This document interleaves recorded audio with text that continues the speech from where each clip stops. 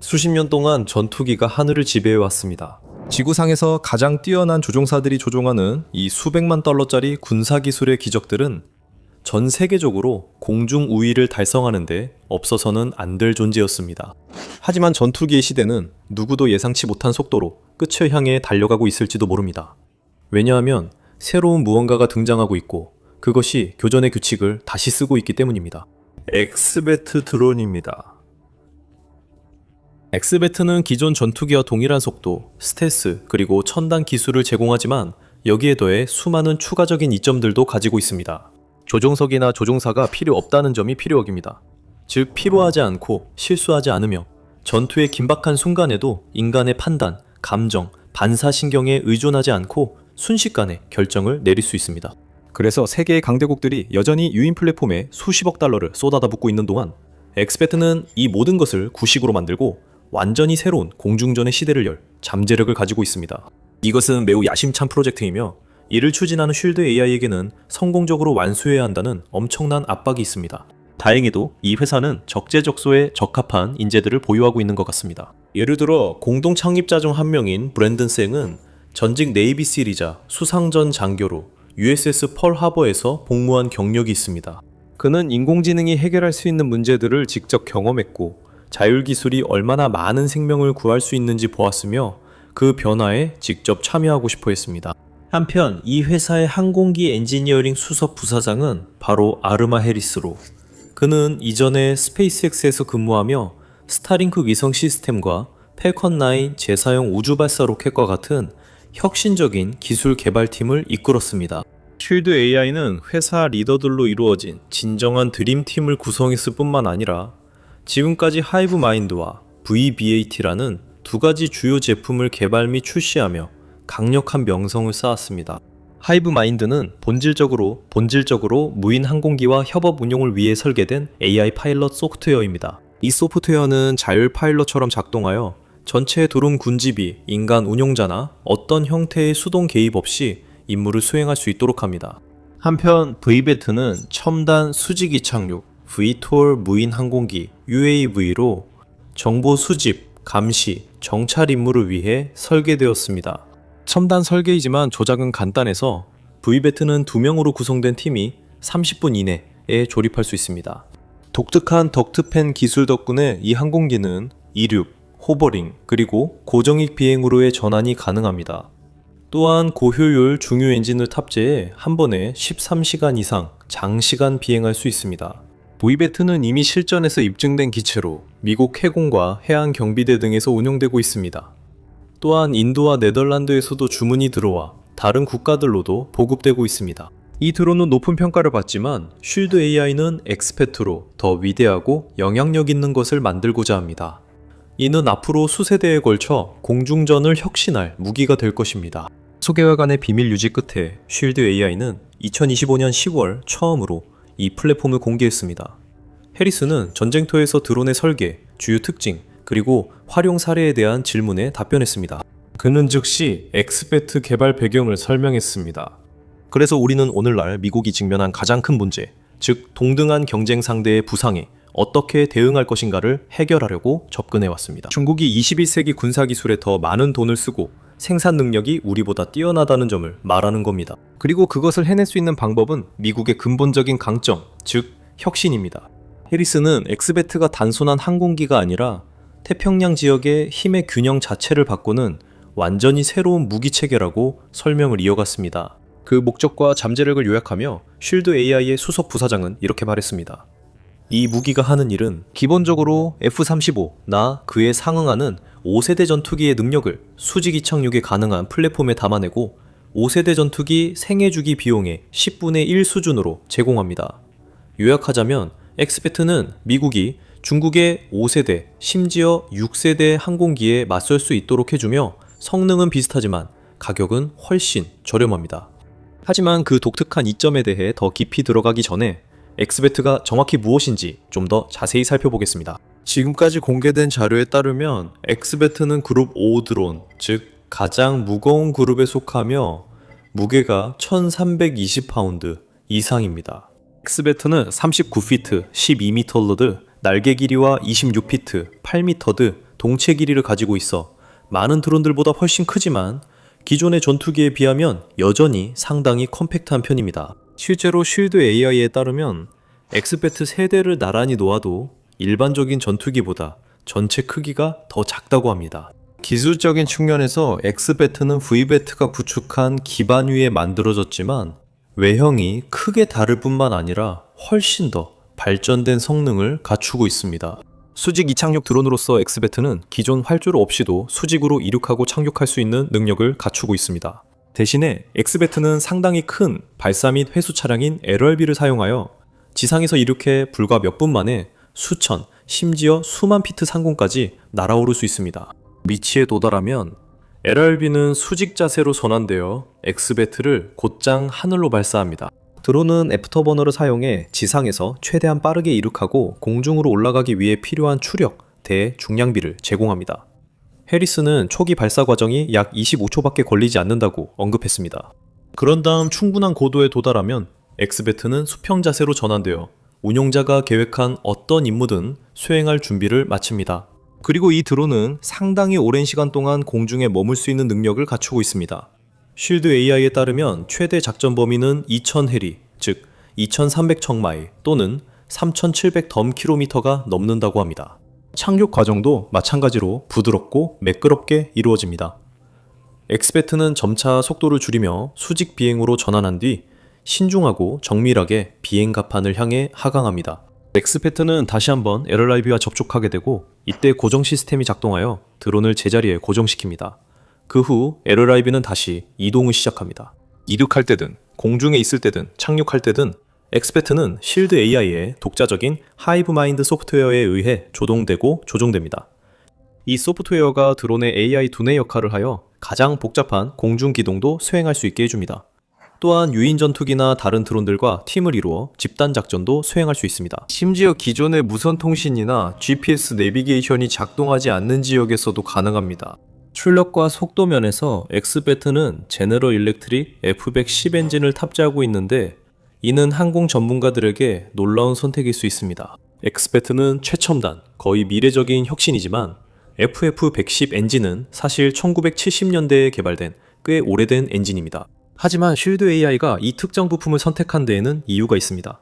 오래됐지만 놀라울 정도로 신뢰성이 높기 때문입니다.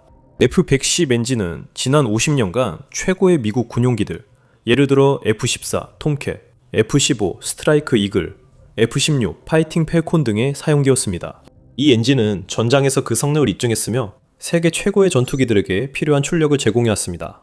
그리고 XB-80는 기존 전투기보다 훨씬 작기 때문에 굳이 최신형 첨단 엔진이 필요하지도 않습니다. 사실 완전히 새로운 엔진을 사용하면 드론의 생산 비용이 크게 증가할 가능성이 높고 실제로 배치되어 운용될 수 있는 시기도 늦춰질 것입니다.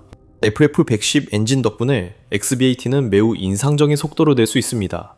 쉴드 AI는 구체적인 내용을 공개하지 않았지만 전문가들은 이 드론이 손쉽게 음속을 돌파하고 최고 속도는 마하 1.2, 즉 시속 약 920마일에 이를 것으로 예상하고 있습니다. 이는 드론으로서는 매우 빠른 속도입니다. 이 드론은 빠를 뿐 아니라 스텔스 기능도 탑재했습니다. 매우 공기역학적인 설계는 P2 스피릿 P21 레이더와 유사합니다. 하늘을 가르는 날카로운 모서리, 공기 저항을 최소화하는 매끄러운 표면, 그리고 컴팩트하고 낮은 프로필의 형태를 가지고 있습니다. 게다가 내부 무잠창을 갖추고 있어 레이더에 거의 잡히지 않는 최소한의 신호만을 남깁니다.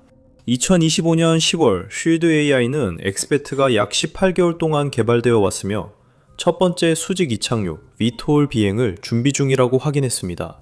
2026년 5월 아르마 해리스는 다시 한번 워전과 인터뷰를 하여 드론과 그 차세대 능력에 대한 최신 소식을 전했습니다. 하지만 그가 한 말과 이 전투 드론의 판도를 바꿀 잠재력에 대해 알아보기 전에 여러분은 밀리터리 쇼를 시청하고 계십니다. 아직 구독하지 않으셨다면 지금이 바로 그때입니다.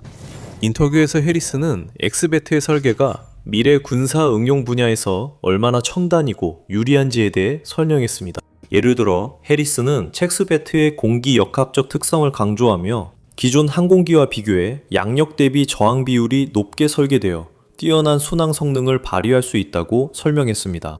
해리스는 또한 적배트의 연료 효율성에 대해 언급하며 동급 항공기보다 더 큰 엔진을 탑재하고 있다고 설명했습니다. 이로 인해 실제로 이륙하고 순항고도에 최대한 빨리 도달할 때 연료를 최소한으로 사용하면서 더 효율적이라고 할 수 있습니다.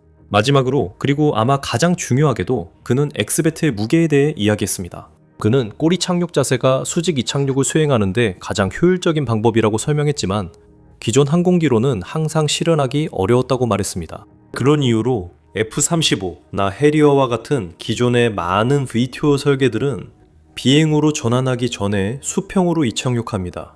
그것은 회전 노즐이나 리프트 팬 시스템과 같은 장치들을 필요로 하는데 이런 것들은 비용이 많이 들 뿐만 아니라 항공기의 무게도 증가시킵니다.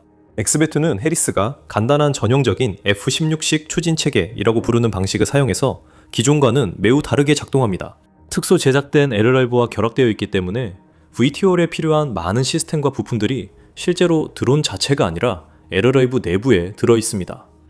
예를 들어 엑스베트는 착륙 장치가 필요 없으며 착륙 장치는 부피가 크고 무거워 항공기의 크기와 추력 대중량 비율에 영향을 줄 수 있습니다. 엑스베트에는 보조 동력 장치 APU도 없습니다. 왜냐하면 LRV가 자체 배터리 팩을 갖추고 있어서 엑스베트의 엔진을 시동할 수 있기 때문입니다. 해리스가 설명하듯이 이러한 시스템을 착륙 차량으로 옮기면 드론 자체가 훨씬 더 날렵하고 작아지며 가벼워집니다. 그리고 장점은 거기서 끝나지 않습니다. 엑스베트는 자율비행이기 때문에 당연히 조종사나 조종석, 생명유지장치, 그리고 조종사 중심의 다른 부품이나 기술이 필요하지 않습니다. 이런 것들은 비용이 들고 자원을 소모하며 공간도 차지하죠. 엑스베트의 자율적인 특성 덕분에 이 드론들은 이론적으로 조종사 훈련 같은 긴 절차 없이 대량으로 생산되고 배치될 수 있다는 의미이기도 합니다. 예를 들어 F-35 조종사 한 명이 전투 임무를 수행할 준비가 되기까지는 실제로 수년간의 훈련이 필요합니다. 그리고 첨단 군사 아카데미와 훈련 프로그램이 있다 해도 미국이나 다른 주요 군사 강국들이 무한정 세계 최고 수준의 탑건 조종사들을 보유하고 있는 것은 아닙니다. 이렇게 극도로 첨단화되고 복잡한 기계의 조종석에 오를 수 있는 사람은 오직 최고의 인재들 뿐입니다. 이런 전투기 한 대의 가격이 수천만 달러에서 1억 달러가 넘을 수도 있기 때문에 실제로 생산하고 배치할 수 있는 수에는 항상 한계가 있습니다. 엑스베트는 그런 한계를 깨트립니다. 게다가 수년간의 훈련과 경험이 있더라도 조종사는 여전히 인간입니다. 그들은 실수를 할 수 있고 피로해질 수 있으며 전투기 비행의 극한 속도와 중력에 노출되면 신체적으로 고통을 겪을 수 있습니다. 그들은 또한 쉬는 시간, 휴식, 음식, 물뿐만 아니라 특수장비, 복장, 통신 시스템 등도 필요합니다. 엑스베트 조종사는 인간이 아니고 인공지능이기 때문에 그런 어려움이 없고 별다른 것이 필요하지 않습니다. AI는 결코 지치지 않고 결코 흔들리지 않으며 적어도 이론상으로는 항상 정확한 순간에 올바른 선택을 할 줄 압니다. 즉각적인 의사결정과 차원이 다른 반응 속도를 가지고 있죠. 그런 두뇌라면 엑스바트의 강력함을 아무도 예측할 수 없습니다. 타격 임무 수행이든 공중전 대응작전이든 전자전 교란이든 정보 감시 및 정찰, ISR이든 엑스바트는 비할 데 없는 정밀함과 효율성을 발휘할 잠재력을 가지고 있습니다. 또한 쉴드 AI는 자사 스텔스 전투기, 드론의 무장과 임무 시스템에 대해 여전히 말을 아끼고 있습니다. 하지만 해리스는 이 드론이 F-35와 같은 페이로드를 가지면서 2배 더 멀리 갈 수 있다고 밝혔습니다. 그는 TWZ와의 인터뷰에서 엑스베트가 매우 다양한 전투 상황을 염두에 두고 설계되었다고 말했습니다. 그는 이 드론은 사막과 극북, 북극에서도 작동해야 합니다 라고 말했습니다. 이 드론은 높은 파도의 해상에서도 작동해야 하고 엠컴 환경에서도 작동해야 하며 GPS가 차단된 환경에서도 작동해야 합니다. 분명히 엑스베트는 단 한두 가지의 전투 상황만을 염두에 두고 제작된 것이 아닙니다. 이 드론은 거의 모든 상황에 대비해 만들어졌으며 극북의 얼어붙은 땅부터 중동의 뜨거운 사막까지 필요한 곳이라면 어디든 갈 준비가 되어 있습니다. 해리스가 언급했듯이 이것은 진정한 다목적 플랫폼으로 현대 군사 강국이 필요로 하는 중요한 유연성을 제공합니다. 그리고 F-35와 동일한 크기의 2개의 대형 내부 적재 공간이 있어 엑스베트가 목표를 달성하는 데 도움이 되는 다양한 무기 시스템과 기타 기술들을 충분히 탑재할 수 있습니다. 지금까지 공개된 마케팅 자료에서 쉴드 AI는 예를 들어 엑스베트가 AIM-174와 AIM-12를 포함한 여러 공대공 미사일뿐만 아니라 L-3과 JSOC-1과 같은 공대지 미사일도 장착할 수 있다고 언급하고 있습니다. 또한 엑스베트에는 전자전 장비가 탑재되어 있어 레이더 제머와 적군을 혼란과 혼돈에 빠뜨리기 위한 다양한 기술들이 포함될 수 있습니다. 이와 더불어 엑스베트에는 외부 습식 하드포인트 2개가 추가로 장착되어 있는데 해리스는 이를 공중급유 장비와 같은 것을 탑재하는데 사용할 수 있다고 언급했습니다. 이를 통해 주변 영공에서 다른 유인 전투기나 드론에 급유하는 데 활용될 수 있습니다. 게다가 해리스는 엑스베트의 스텔스 성능에 대해 많은 정보를 공개하진 않았지만 저피 탐성과 적외선 신호 감소 능력을 갖추어 비용 대비 효과를 극대화하도록 설계되었다고 언급했습니다. 해리스는 P-22를 예로 들며 현재 이용 가능한 가장 정교한 저피탐 플랫폼이라고 언급했지만 동시에 매우 비싼 기체이기도 하다고 덧붙였습니다. 또한 어떤 임무에서는 그 정도 수준의 저피탐 기술이 항상 필요한 것은 아니라고 설명했습니다. 만약 그 하나의 정말 정교한 것을 살 수 있는 같은 가격으로 그 한 가지 대신 여러 대를 가질 수 있다면 어떨까요? 내가 덜 정교한 것을 10대, 15대, 20대 가진다면 비슷한 효과를 대량으로 낼 수 있지 않을까요? 그게 바로 엑스베트입니다. 엑스베트는 최고의 폭격기나 전투기보다 더 뛰어나게 만들려던 것이 아니었습니다. 엑스베트는 더 적은 위험과 비용으로 비슷한 성능을 내도록 설계되었습니다. 엑스베트의 모든 설계 요소는 그런 목표를 염두에 두고 만들어졌습니다. 다소 구형이지만 매우 신뢰할 수 있는 엔진부터 최첨단 LRIB 수직이 착륙 시스템까지 모두 마찬가지입니다. 이건 최적화에 관한 이야기입니다. 그리고 가장 좋은 점은 쉴드 AI가 아직 끝나지 않았다는 점입니다. 결국 아직 진행 중인 작업이니까요. 해리스에 따르면 현재 회사는 텍사스 프리스코에 있는 시설에 시제품 2대를 보유하고 있으며 2026년 말까지 첫 비행을 목표로 하고 있습니다. 회사는 서두르지 않고 점진적 테스트 계획으로 천천히 확실하게 작업하며 개선점을 계속 찾고 있습니다. 엑스베트의 설계에서는 V베트가 제공한 실제 전투 데이터를 분석하여 차세대 스텔스 드론을 최대한 효율적이고 정밀하며 신뢰성 있게 만들고 있습니다. 해리스는 회사가 엑스베트가 공중에서 급유를 받을 수 있는 방법을 모색하고 있다고 언급했으며 이는 작전 범위를 더욱 확장시킬 것이라고 했습니다. 이 설계는 VTOL 능력, 확장된 작전 범위, 다목적 임무 시스템, 첨단 자율성을 결합해 이미 게임 체인저가 되고 있습니다. 이 설계는 비용, 복잡성, 생존성, 그리고 작전 위험과 같이 수년간 유인 플랫폼을 괴롭혀온 많은 문제들을 해결합니다. 이 설계는 앞으로 더 발전할 잠재력이 있으며 미국 군대와 이 기술에 투자한 다른 어떤 나라에도 전례 없는 가치를 제공합니다.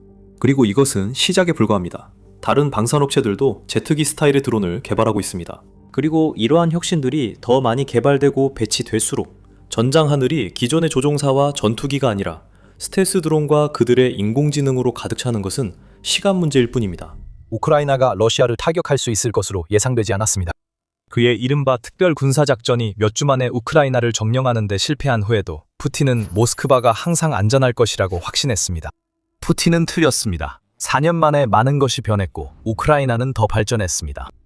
이제 우크라이나는 모스크바 킬러를 갖게 되었습니다.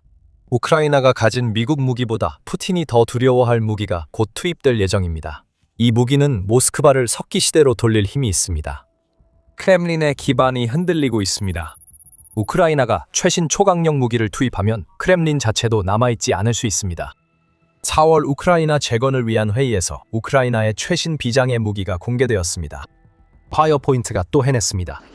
이미 우크라이나의 러시아 심장부를 깊숙이 타격할 수 있는 더 많은 타격 수단을 제공해온 플라밍고 미사일 드론 하이브리드의 제작사들이 전쟁의 방향을 바꿀 파괴적인 신형 미사일을 공개했습니다.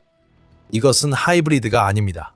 이것은 우크라이나가 러시아의 수도에 파괴를 쏟아부을 수 있는 탄도미사일 개발에 본격적으로 나서고 있음을 보여주는 무기입니다. 파이어포인트 신형 미사일은 러시아 이스칸데르에 대한 우크라이나 대응입니다. 그리고 곧 이 미사일이 모든 면에서 더 뛰어나다는 것을 알게 될 것입니다. 이 미사일 이름은 FP9로 Fire Point 명명 규칙을 따릅니다. 우리는 예전에 이 소문을 들은 적이 있습니다. 파이어포인트는 시험 중인 사거리 짧은 FP-FP7을 언급하면서 새로운 탄도미사일을 넌지시 시사했으며 FP-FP7은 현재 시험 중입니다. 최근 폴란드 행사에서 우리는 FP-FP9과 이 미사일이 우크라이나에 제공할 능력에 대한 새로운 정보를 알게 됐습니다. 우리가 알고 있는 정보 중 일부는 파이어포인트 자체에서 나온 것입니다. 디펜스 익스프레스에 따르면 이 회사는 자사의 새로운 탄도미사일이 855km, 즉 약 531마일의 사거리를 가질 것이라고 밝혔습니다.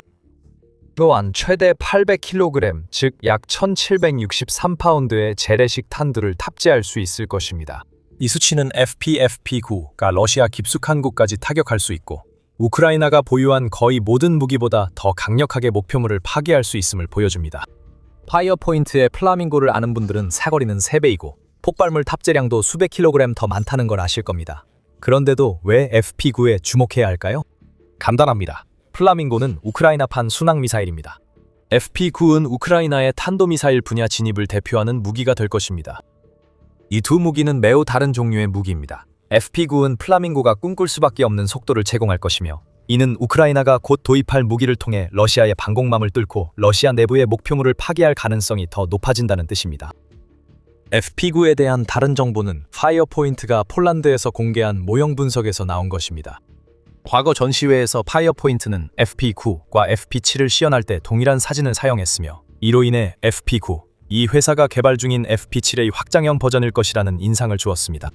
폴란드에서 달랐던 점은 파이어포인트가 2개의 탄도미사일 모형을 나란히 배치했다는 것이며, 이것이 그들이 어떤 계획을 가지고 있는지에 대한 몇 가지 힌트를 제공합니다.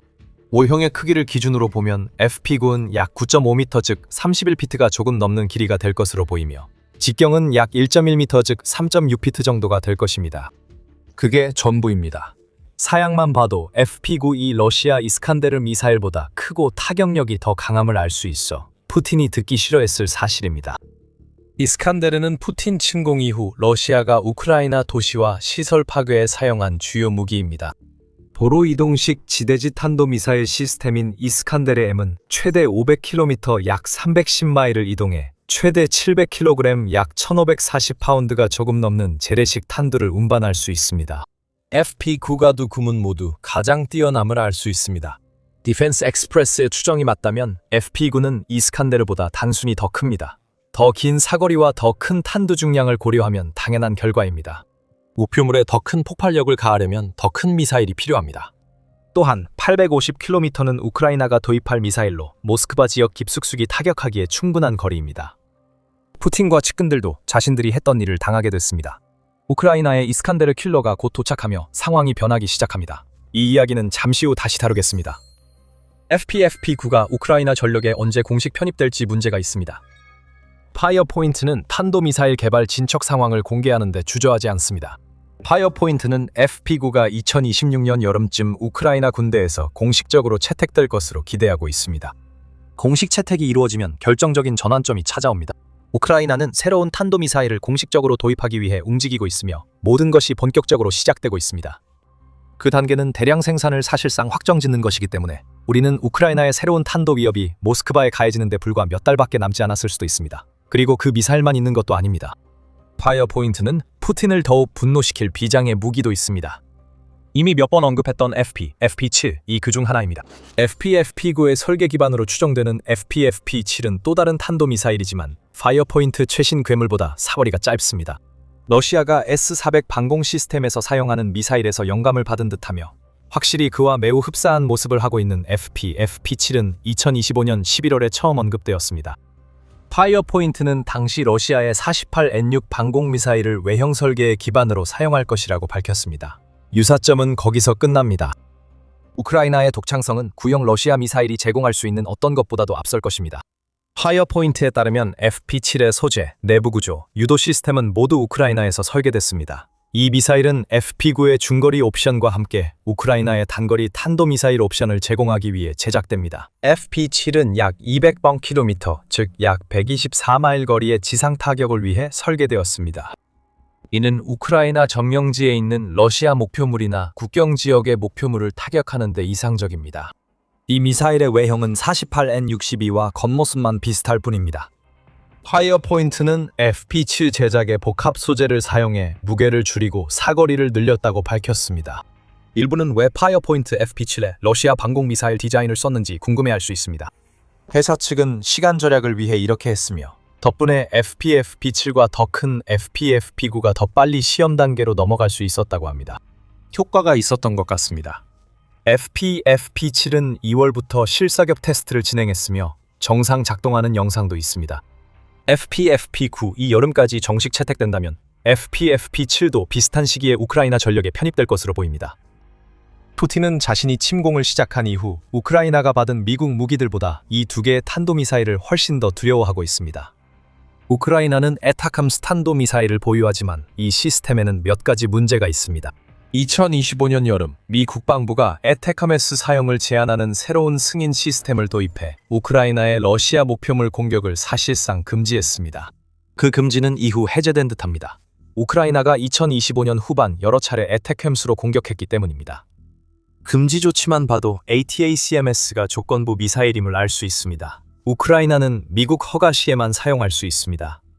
FPFP-9이나 FPFP-7은 해당되지 않습니다. 우크라이나의 두 신형 탄도미사일은 미국산 시스템과 견줄만 합니다. FPFP-7은 블록 1 아타캄스와 비슷한 사양을 가지고 있으며 블록 1 아타캄스의 사거리는 165km, 약 102마일입니다. FP-7은 더 멀리 날아가며 FP-9는 사거리와 위력에서 ATACMS보다 훨씬 앞섭니다. 푸틴이 두려워하는 점이 바로 이것입니다. 미국이 우크라이나의 에타크메스 사용을 허락해도 대부분 미국 미사일은 대부분 접경 지역을 벗어나지 못합니다. 하지만 FPFP-9은 전혀 다른 차원의 무기입니다. 하지만 파이어 포인트는 아직 끝나지 않았습니다. FP9이 크렘린에 두려움을 줬지만 파이어 포인트는 더 나아가려 합니다. 이미 치명적인 미사일이 더욱 위험하게 만들어지고 있는 중입니다. 이것이 저희 밀리터리 쇼의 주요 내용입니다. 이런 내용이 앞으로도 많이 준비되어 있으니 저희 채널에서 유익함을 얻으셨다면 구독하는 것 잊지 마세요. 그렇다면 파이어 포인트의 또 다른 비밀 무기는 무엇일까요? 4월 6일 유나이티드 24 미디어에 따르면 파이어 포인트가 FP9 미사일을 위한 인상적인 계획을 세우고 있다고 합니다. 지금까지 우리가 이야기한 변형은 지대지 미사일이라는 점에서 러시아의 이스칸데르 M과 유사합니다. 방금 변형을 언급한 것은 FP9의 또 다른 버전이 개발 중임을 뜻합니다. 데니스 슈켈리아닌, 즉 FP9의 설계자는 실제로 그렇다고 밝혔습니다. 파이어 포인트는 이미 FP9를 공중에서 발사할 수 있도록 개조하고 있습니다. 이는 미사일 사거리를 크게 늘리는 조정입니다. 이미 모스크바 킬러로 보이는 이 무기는 항공기에서 발사될 때의 속도와 고고도와 결합되면 훨씬 더 치명적인 무기로 변할 수 있습니다. 연료 절약 문제는 훨씬 덜 부담이 됩니다. 상승 과정이 없어 FP9는 연료를 아껴 러시아 더 깊은 곳까지 도달할 수 있습니다. 이 개조된 FP9가 우크라이나 전투기에서 발사된다고 가정하면 우크라이나가 안전한 항로를 확보할 수 있다면 러시아 방공망으로부터 안전한 고도에서 발사될 수 있습니다. 이미 우크라이나가 2025년 6월부터 2026년 3월까지 러시아 방공망을 상대로 492회의 공격을 감행한 데에는 드론 공격과 관련된 여러 가지 이유가 있었습니다. 우리는 이제 그 방공 시스템들을 전장에서 제거해야 할 또 다른 이유를 찾은 것일지도 모릅니다. 파이어 포인트가 성공하면 우크라이나는 장거리전의 또 다른 측면에서 러시아에 맞설 수 있습니다. 러시아는 KH-47M 킨잘이라는 공중발사 탄도미사일을 보유하고 있는데 이 미사일은 종종 미그 31에 탑재됩니다. FP9의 공중발사 버전이 지대지 버전의 사양을 그대로 유지한다면 탑재 중량이 거의 2배에 달할 것입니다. 사거리에 대해서는 알 수 없지만 공중 플랫폼에서 발사된다는 점을 감안하면 최소한 킨잘의 최소 사거리인 1500km, 즉 932마일에 근접할 가능성이 높습니다. 푸틴이 이 일에 대해 어떻게 느낄지 궁금합니다. 그가 우크라이나를 침공했을 때 그 나라는 자체 무기가 거의 없었고 이런 무기와 비슷한 것조차 개발 중이 아니었습니다. 서방이 군사 지원을 들고 왔을 때조차 제공된 탄도미사일은 단거리 옵션이었고 우크라이나는 사용하기 전에 허가를 받아야 했습니다. 파괴적이었습니다. 흑해 함대의 현황과 우크라이나가 접경 지역에서 타격한 목표들이 이를 보여줍니다. 하지만 사거리와 허가 두 가지 제한이 결합되면서 우크라이나의 탄도미사일 위협은 자국 국경을 크게 벗어나지 못했습니다. 이제 상황이 달라졌습니다. FPFP-9은 우크라이나 전쟁 판도를 바꿀 전망입니다. 이제 모스크바가 우크라이나 전략가들의 목표가 되었습니다. 이제 우크라이나 전략가들은 러시아의 이스칸데르 전략을 러시아에 되돌릴 수 있다는 점에 어느 정도 만족할 것입니다. 수도에는 수도로 대응하는 것이 우크라이나의 새 전략일 수 있습니다. 결국 푸틴 군대는 키이우와 우크라이나 여러 도시를 주저없이 공격했습니다. 밀리터리 워치에 따르면 4월 15일부터 16일까지 러시아는 우크라이나 전역의 목표물을 향해 24발의 이스칸데르 미사일을 퍼부었고 이 공격으로 우크라이나는 24시간 동안 총 703발의 발사체가 발사된 것으로 기록했습니다. 4월 24일 매차는 러시아가 이스칸데르 미사일 2발을 추가로 사용한 공습을 또 보도했습니다. 이것들은 지난 한 달 동안 있었던 몇 가지 예시일 뿐입니다. 러시아는 우크라이나 도시들에 수백 발의 이스칸데르 미사일을 발사했고 공격용 드론과 미끼 드론 떼어로 방공망을 압도해 미사일 피해를 극대화했습니다. FPFP-9 도입 시 우크라이나는 푸틴에게 똑같이 대응할 수 있습니다. 우크라이나는 새로운 탄도미사일을 러시아가 이스칸데르 미사일을 사용하는 방식과는 다르게 사용할 것입니다.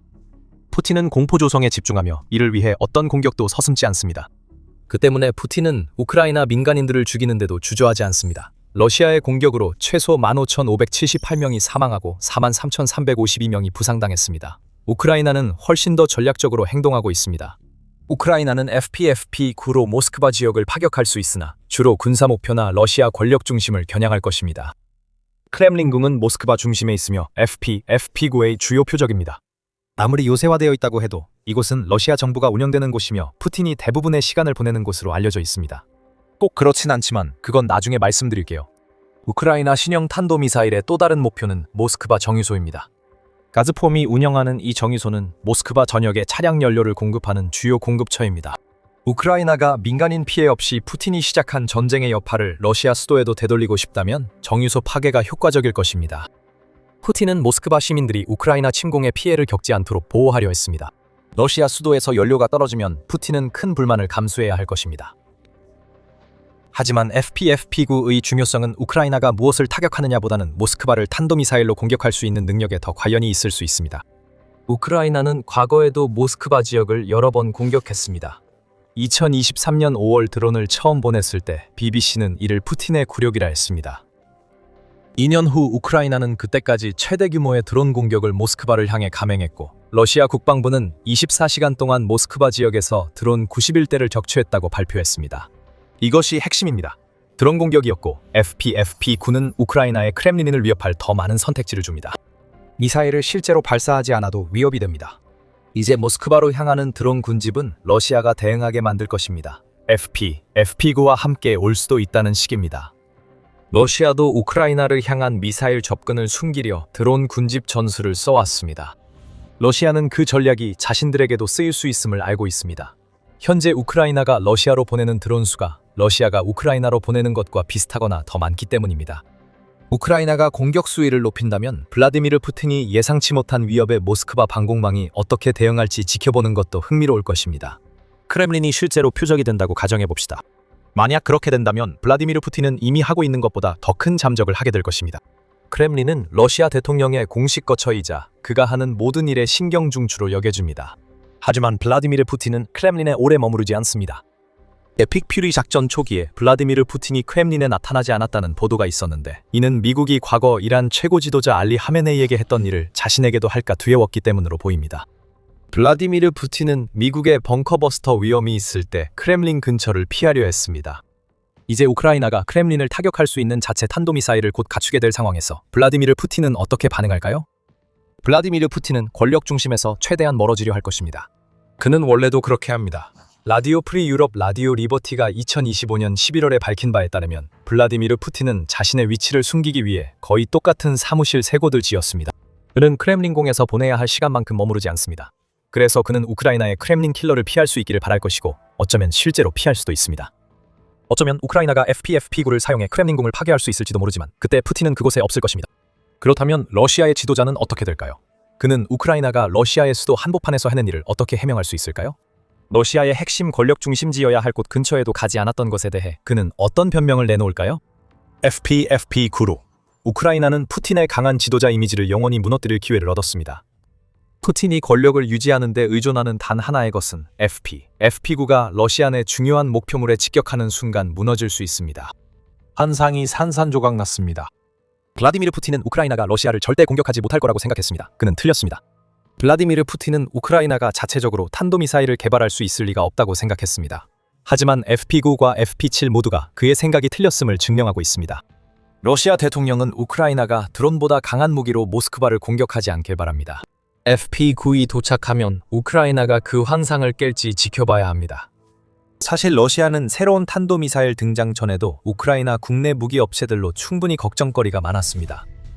러시아 우크라이나 전쟁의 무시무시한 최전방 살상지대에서는 정보가 전부입니다.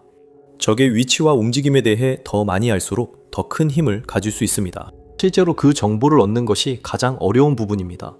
하지만 만약 상대방이 자신도 모르게 정확한 위치를 스스로 드러내게 만드는 방법이 있다면 어떨까요? 바로 그 일을 몇몇 천재적인 우크라이나 해커들이 해냈고 그 방법은 이렇습니다. 모든 것은 한 가지 특정 기술, 즉 일론 머스크의 스페이스X가 운영하는 위성 인터넷 서비스인 스타링크로 귀결됩니다. 스타링크는 전쟁 내내 엄청난 역할을 해왔습니다. 2022년 2월까지 거슬러 올라가 러시아군에 의해 파괴되거나 손상된 우크라이나의 인터넷 및 통신망을 대체하는 데 사용되었습니다. 그 이후 수년 동안 우크라이나의 민간인, 정부, 군대 모두가 이 서비스를 이용해왔습니다. 전쟁으로 황폐해진 지역 민간인들은 외부와 가족, 친구들과 연락하려고 이 서비스에 의존해왔습니다. 예를 들어 학교, 병원, 심지어 우크라이나 철도의 기차들까지도 스타링크 위성의 힘을 활용해 국민들에게 필수적인 서비스를 제공하고 있습니다.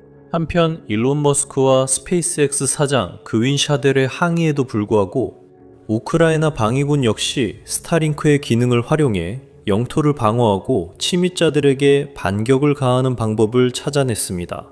스타링크는 우크라이나 전장에서 필수적인 통신의 중추로 불리고 있으며 많은 부대가 최소한 하나의 스타링크 단말기를 보유해 연결을 유지하고 중요한 데이터를 수집하고 있습니다. 드론 조종사들 역시 스타링크를 활용해 무인 항공기 UAV 조종하며 러시아군을 공격하는 방법을 찾아냈고 일부 드론에는 자체 스타링크 단말기가 장착되기도 했습니다. 한편 러시아는 자국 내에서 공식적으로 스타링크를 사용하는 것이 금지되어 있으며 스페이스X는 지오 펜싱이라는 기술을 통해 접근을 제한하고 있습니다. 이 기술은 본질적으로 서비스 이용 가능 지역을 특정 구역으로 제한하는 방식입니다. 하지만 우크라이나의 분쟁 지역과 점령지에서는 이러한 제한을 유지하는 것이 훨씬 더 어렵다는 것이 드러났습니다. 러시아군은 일부 전선 지역에서 밀수된 단말기를 사용할 수 있는 것으로 전해졌습니다. 전쟁 초기에는 이것이 우크라이나가 연결성과 통신면에서 엄청난 이점을 갖는다는 것을 의미했습니다. 하지만 시간이 지나면서 상황이 변하기 시작했습니다. 예를 들어 2024년 초 우크라이나 국방정보국은 러시아군이 스타링크 위성통신을 사용하고 있다고 밝혔습니다. 실제로 우크라이나군은 러시아군이 꽤 오랜 기간 동안 스타링크를 사용해왔으며 수천 대의 단말기를 보유하고 있다고 보고했습니다. 아무도 정확히 어떻게 일어났는지 확신하지 못했습니다. 스페이스X는 러시아에 단말기를 직접 또는 간접적으로 판매한 적이 없다고 밝혔습니다. 또한 러시아 정부나 군과 거래한 적 없으며 스타링크는 러시아에서 작동하지 않는다고 스타링크 측이 확인했습니다. 회사는 스타링크 제품을 러시아군에 공급한 제3자에 대해 제재 또는 서비스 비활성화를 경고했습니다. 그래서 우크라이나 정보 요원들은 좀 더 깊이 조사했습니다. 그들은 러시아인들이 아랍 국가를 통해 스타링크 단말기를 구매하는 가능성에 대해 논의하는 무전 도청 내용을 공개했습니다. 그동안 러시아 군대에서 스타링크 사용에 대한 추가 증거가 나타났습니다. 단말기들은 러시아 내에서는 작동하지 않았지만 전선 지역에서는 정상적으로 작동했고 이것이 우크라이나와 스페이스X 모두에게 큰 딜레마를 안겨주었습니다. 회사가 이러한 지역에서 스타링크 사용을 계속 허용한다면 양측 모두 혜택을 볼 수 있고 러시아군은 불법적으로 입수한 단말기를 이용해 우크라이나 진지를 공격하는 데 활용할 수 있습니다. 동시에 스페이스X가 전선 지역에서 러시아군의 스타링크 사용을 막기 위해 지리적 차단 조치를 확대하기로 결정한다면 그것은 우크라이나의 접속과 통신에도 영향을 줄 수 있습니다. 따라서 우크라이나 팀은 스타링크 엔지니어들과 협력하여 우크라이나에 영향을 주지 않으면서 러시아 사용자의 서비스를 비활성화할 방법을 찾자고 제안했습니다. 2024년 5월, 이 이야기는 긍정적인 결말에 도달한 것처럼 보였습니다. 미 국방부와 스페이스X는 러시아의 스타링크 위성 사용이 공식적으로 차단되었다고 발표했습니다. 하지만 미국 국방부 우주정책 담당 차관보 존 플럼은 러시아가 여전히 차단을 우회할 방법을 찾을 수 있다고 경고했습니다. 우리는 러시아의 사용을 성공적으로 차단했지만 러시아가 스타링크 등 상업 통신 시스템을 계속 악용하려 할 것이라 확신합니다. 이 문제는 계속될 것입니다. 저는 우리가 이 문제를 잘 파악해 스타링크와 우크라이나 모두에게 좋은 해결책을 찾았다고 생각합니다. 플럼이 옳았습니다. 펜타곤 발표 몇 달 후 우크라이나에서 스타링크 시스템을 장착한 드론을 러시아가 쓰는 추가 증거가 나와 이 문제가 계속될 것으로 보였습니다. 실제로 2024년에는 상황이 더 악화되었습니다. 증거에 따르면 수만 대의 스타링크 위성 수신기가 터키, 중앙아시아, 중동 등 여러 국가를 통해 여전히 러시아로 밀반입되고 있었습니다. 이 수신기들이 전선에 도착하면 러시아 군인들과 지휘관들이 훨씬 더 수월하게 작전을 수행할 수 있었습니다. 러시아군은 이 수신기로 드론 사거리를 늘리고 더 정밀하게 조종하며 전자전 대응 장비의 방해도 덜 받았습니다. 이로써 드론이 더 효과적이고 치명적으로 변했습니다. 러시아 장교들은 스타링크 위성 인터넷을 활용해 실시간 전장 지도와 최신 병력 위치, 지형 이미지를 확인하며 병력과 자원을 더 쉽고 효율적으로 조율할 수 있었습니다. 우크라이나 사이버 전쟁 전문가인 골드핑거라는 암호명을 가진 인물이 기자들에게 상황을 요약했습니다. 2025년부터 그들은 스타링크를 이용해 대형 드론을 조종하고 공격의 정밀도를 높였으며 우리 드론 대응 시스템을 우회할 수 있는 이점을 얻었습니다. 그래서 우리에게는 점점 더 중요하고 위험한 문제가 되고 있었습니다. 상황은 점점 더 암울해 보였습니다. 2026년 2월 초까지 우크라이나는 러시아의 오랜 기간 지속되고 특히 강도 높은 폭격 작전으로 인해 큰 충격을 받고 있었습니다. 여기에 길고 추운 겨울에 치명적인 영향까지 더해졌습니다. 크렘린의 드론 군집이 전국의 변전소와 에너지 시설을 표적으로 삼으면서 정전이 반복적으로 발생했습니다. 야로슬라브, 우크라이나 128 중기계화 여단의 정보장교는 그 당시 자신의 나라의 전망이 그리 밝지 않았다고 인정했습니다. 적군은 간접 공격 작전을 통해 부대를 침투시키려 했고 특히 악천후를 이용해 보병을 진지 밖으로 이동시키며 진격을 계속했습니다. 제1여단은 당시 우크라이나 남동부 자포리자시 근처에서 러시아군의 공격을 막아내려 하고 있었습니다. 더 동쪽에서는 러시아군이 울라나요카시를 향해 점차 진격하고 있었고 우크라이나 방어군은 포크로스크, 리만 등 여러 지역에서 밀려나고 있었습니다. 그러던 중 스페이스X가 상황을 완전히 뒤바꿔 놓는 일을 했습니다. 키이우는 우크라이나 내 모든 스타링크 단말기에 새 등록 요건 도입을 요청했고 회사는 이를 수용해 신속히 시스템을 도입했습니다. 갑자기 우크라이나 내 점령지와 최전선을 포함한 어디에서든 스타링크 서비스를 이용하려면 비점령지에 있는 공식 서비스 센터를 방문해 여건을 제시해야 했습니다. 그렇게 하지 않으면 그들의 기기는 단순히 작동하지 않았습니다. 우크라이나에게는 큰 승리이자 매우 중요한 전환점이었습니다. 러시아에게는 재앙이었습니다. 순식간에 수많은 병력, 부대, 지휘관들이 상황 파악 능력을 잃었고 러시아 당국자들조차도 이 조치가 그들의 작전에 극적인 영향을 미쳤음을 인정할 수밖에 없었습니다. 예를 들어 안드레이 메드베데프 모스크바 시 두마 부의장은 텔레그램에 스페이스X의 조치로 인해 적에 대한 계획된 공격 대신 우리는 지옥 같은 혼란을 겪고 있다고 말했습니다. 러시아 군사 블로거들도 온라인에서 이 결정에 분노를 표출했는데 알렉산드르 슬라드코프처럼 스타링크 접속이 차단된 것이 분명히 상당한 어려움을 초래한다고 인정했습니다. 그리고 두 소령의 텔레그램 채널에서는 수백만 명이 사랑하는 파시스트 일론 머스크는 우크라이나 군대의 이익을 위해 봉사하고 있다고 썼습니다. 이것이 어제 저녁 전선에서 시작된 터미널의 대규모 장애를 설명해 줄 수 있습니다. 이렇게 해서 자유주의자들이 숭배하는 천재가 또다시 우크라이나 군대가 우리 군인들을 죽이는데 도움을 준 셈입니다. 다른 군사 블로거들은 러시아가 해결을 시도하지만 스타링크를 당장 대체할 실질적 대안은 없다고 했습니다. 그들은 크렘린이 등록 절차를 우회하는 기술이나 중국 위성 사용으로의 전환과 같은 옵션을 검토하고 있다고 덧붙였지만 이러한 잠재적 해결책들이 실현되기까지는 상당한 시간이 걸릴 것이라고 확인했습니다. 하지만 최전선에 있는 러시아 군인들에게 시간은 매우 소중한 자원입니다.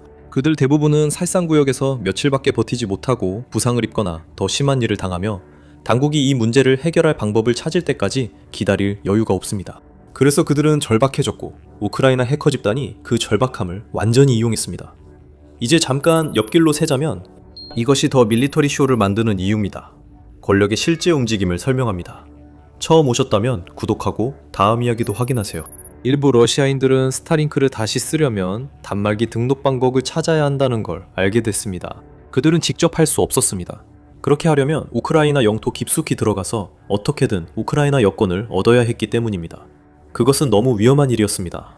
그래서 그들은 자신들을 도와줄 의향이 있는 우크라이나인들을 찾기 시작했습니다.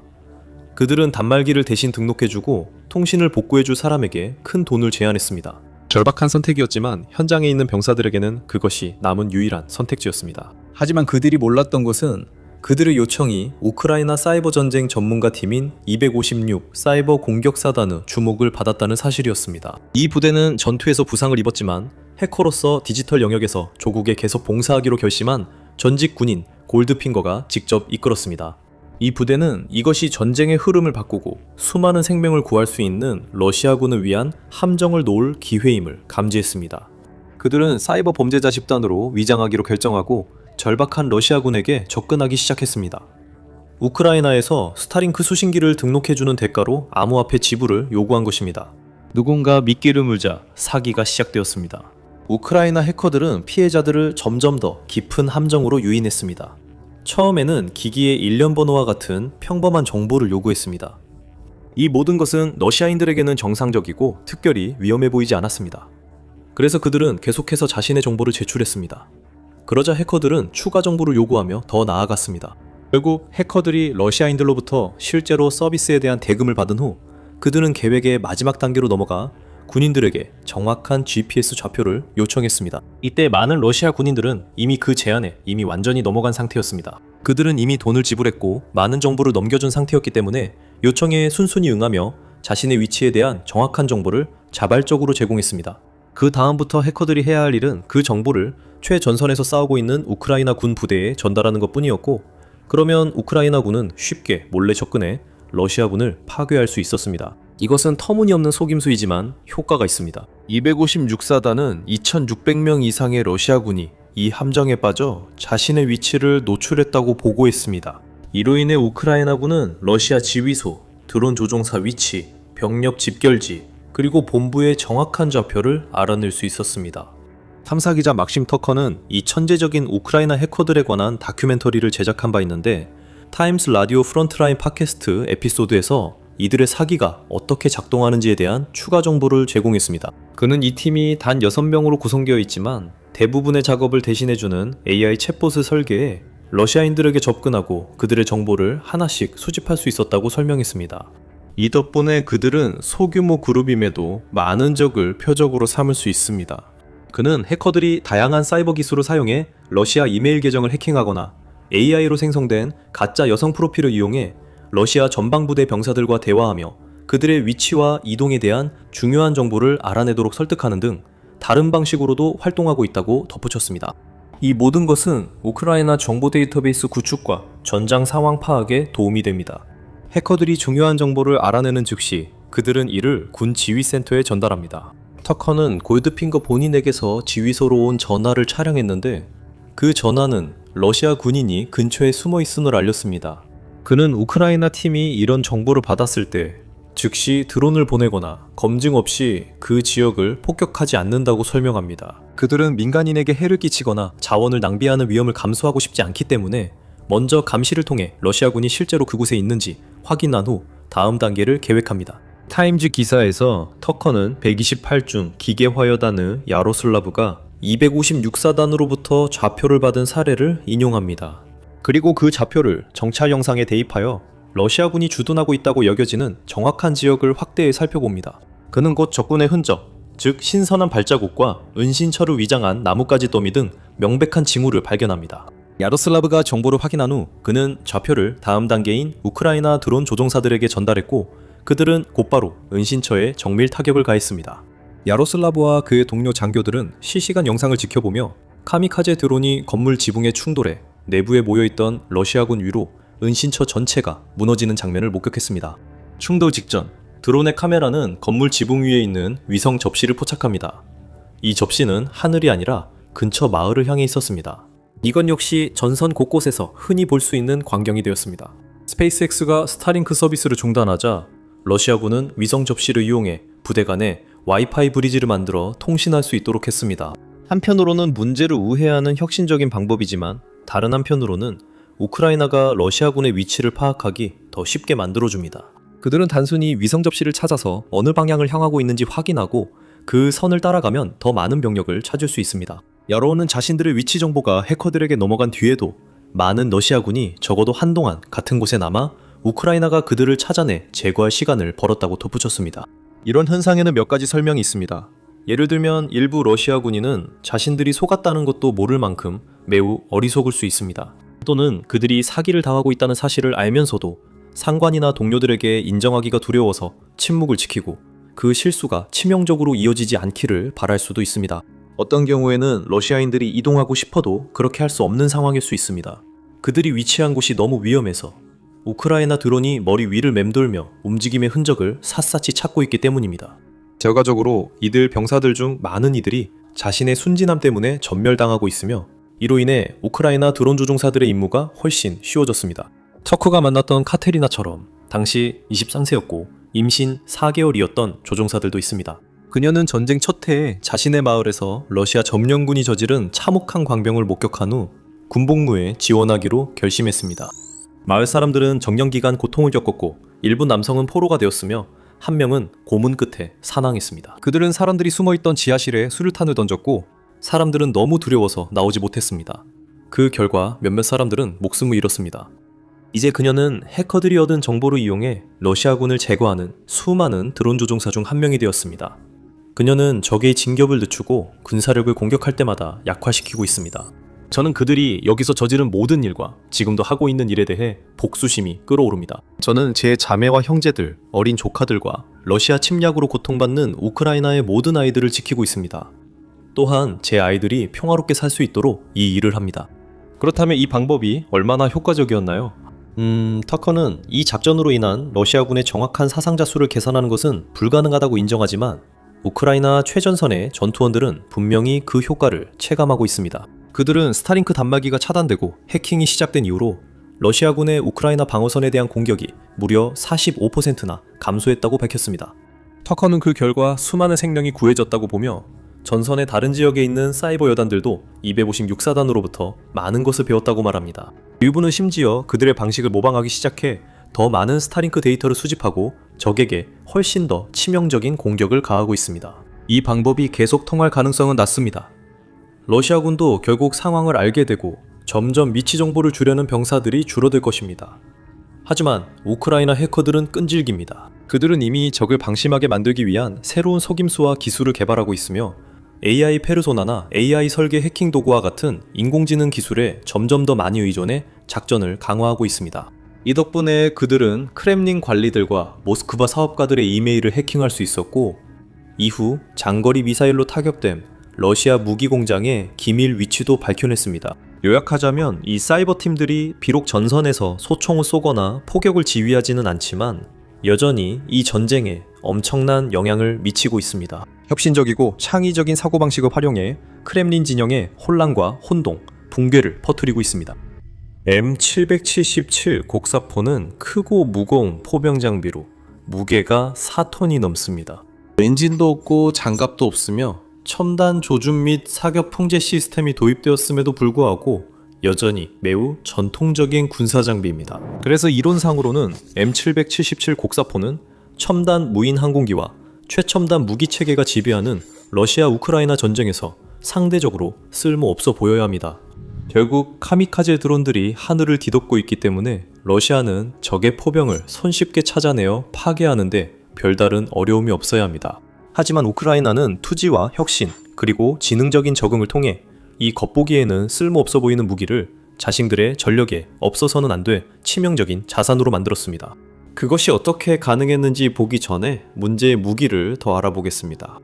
M777 곡사포는 영국 방위산업체 BAE 시스템즈가 설계하고 개발한 견인식 155mm 포병 시스템입니다. 하지만 실제로 약 70%의 부품은 미국에서 생산되며 생산과 통합 작업은 영국과 미국, 양국에서 이루어집니다.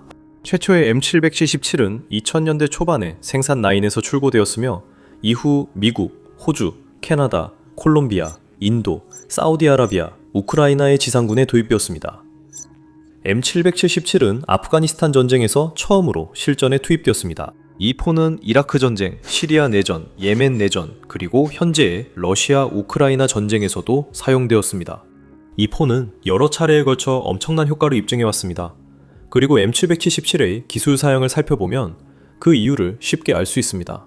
첫째로 비교적 크고 부피가 큼에도 불구하고 이전 모델들보다 훨씬 가볍습니다. 좀 더 정확히 말하자면 M777은 4.2톤으로 대체 대상으로 삼았던 7.15톤짜리 M198 곡사포보다 41%더 가볍습니다. 이것은 주로 설계의 많은 부분에 비교적 가벼운 티타늄을 사용했기 때문입니다. 그리고 이전 모델보다 훨씬 가볍기 때문에 이동시키기가 훨씬 더 쉽습니다. 예를 들어 헬리콥터나 로키드 C-130 허큘리스, C-5 갤럭시 같은 수송기로 운반할 수 있습니다. 그리고 FMTV와 MTB-R 전술 차량과 같은 에어브레이크 차량을 이용해 지상에서 견인할 수도 있습니다. M777의 더 현대적인 설계 덕분에 운용 인원이 그만큼 많이 필요하지 않습니다. 이전 모델들은 최대 9명까지의 승무원이 필요했지만 M777은 5명만으로도 운용이 가능하며 긴급 상황에서는 3명만으로도 운용할 수 있습니다. 아마도 M777의 가장 큰 장점은 정밀성일 것입니다. 첨단 디지털 사격 통제 시스템과 GPS 유도 탄약을 활용하여 M777은 최대 25마일, 즉 40km 떨어진 표적도 놀라운 정밀도로 아주 작은 오차 범위 내에서 타격할 수 있는 능력을 가지고 있습니다. 이 높은 정확성 때문에 일부 전문가들은 M777을 거대한 저격소총이라 부릅니다.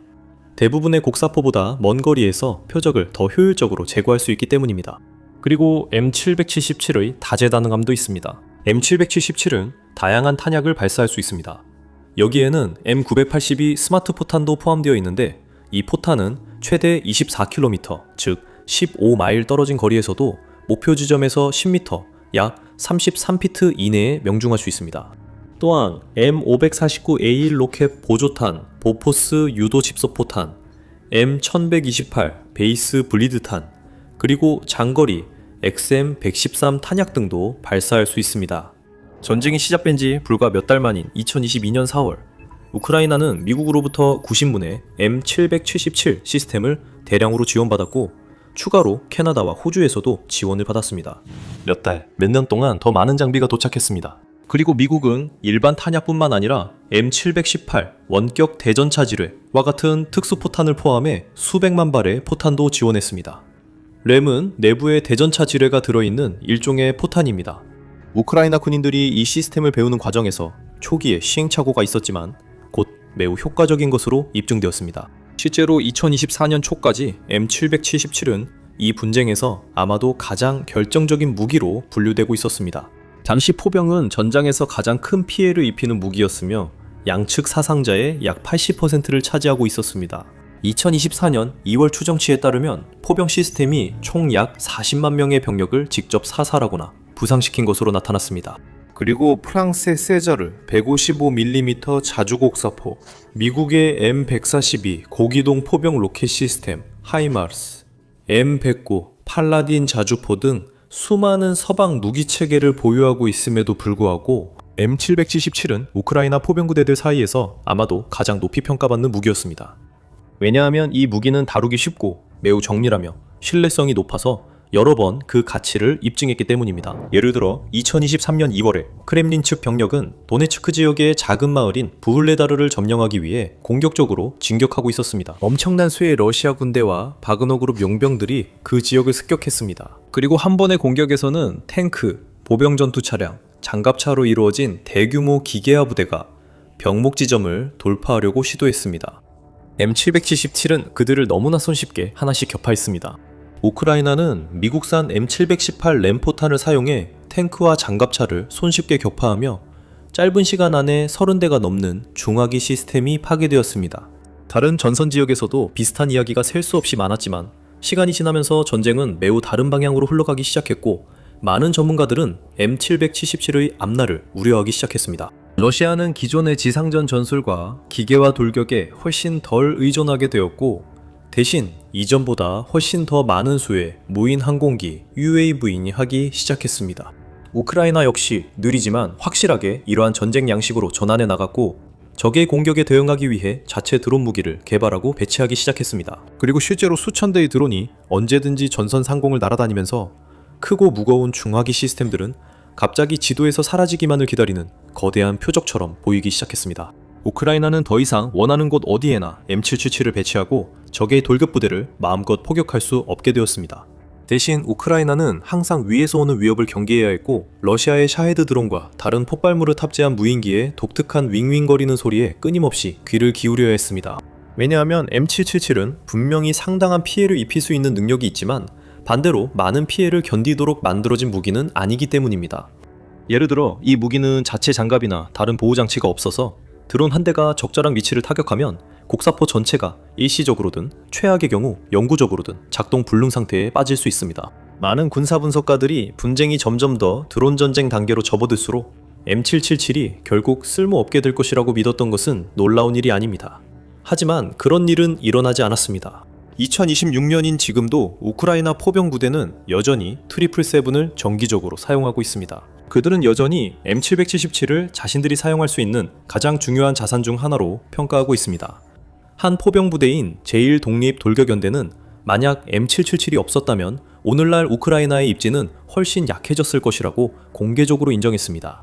제1연대는 최근 이 곡사포를 새로 받았다고 덧붙였습니다. 이제 우리는 이 777 곡사포를 몇 대 더 보유하게 되었고 모두 이미 배치가 완료되었습니다. 그리고 우리는 이 곡사포들이 매우 정밀하기 때문에 그것들을 보유하게 되어 매우 기쁩니다. 이 포들은 계속해서 놀라운 효율성을 보여주고 있으며 우크라이나 팀들은 80%의 효율성을 보고하고 있습니다. 즉, 발사된 포탄의 대부분이 목표물에 명중하고 있으며 이 포들은 매일같이 적의 전차, 차량, 병력 집결지 및 기타 자산들을 계속해서 파괴하고 있습니다. 하지만 이것이 어떻게 가능한 걸까요?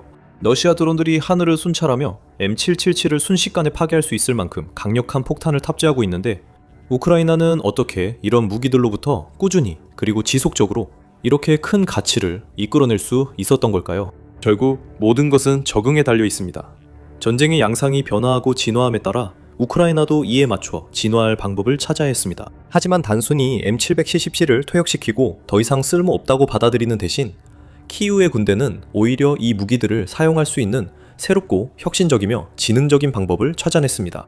하지만 그들이 정확히 어떻게 그렇게 하고 있는지 살펴보기 전에 이런 인사이트를 더 원하신다면 군사쇼를 꼭 구독해주세요.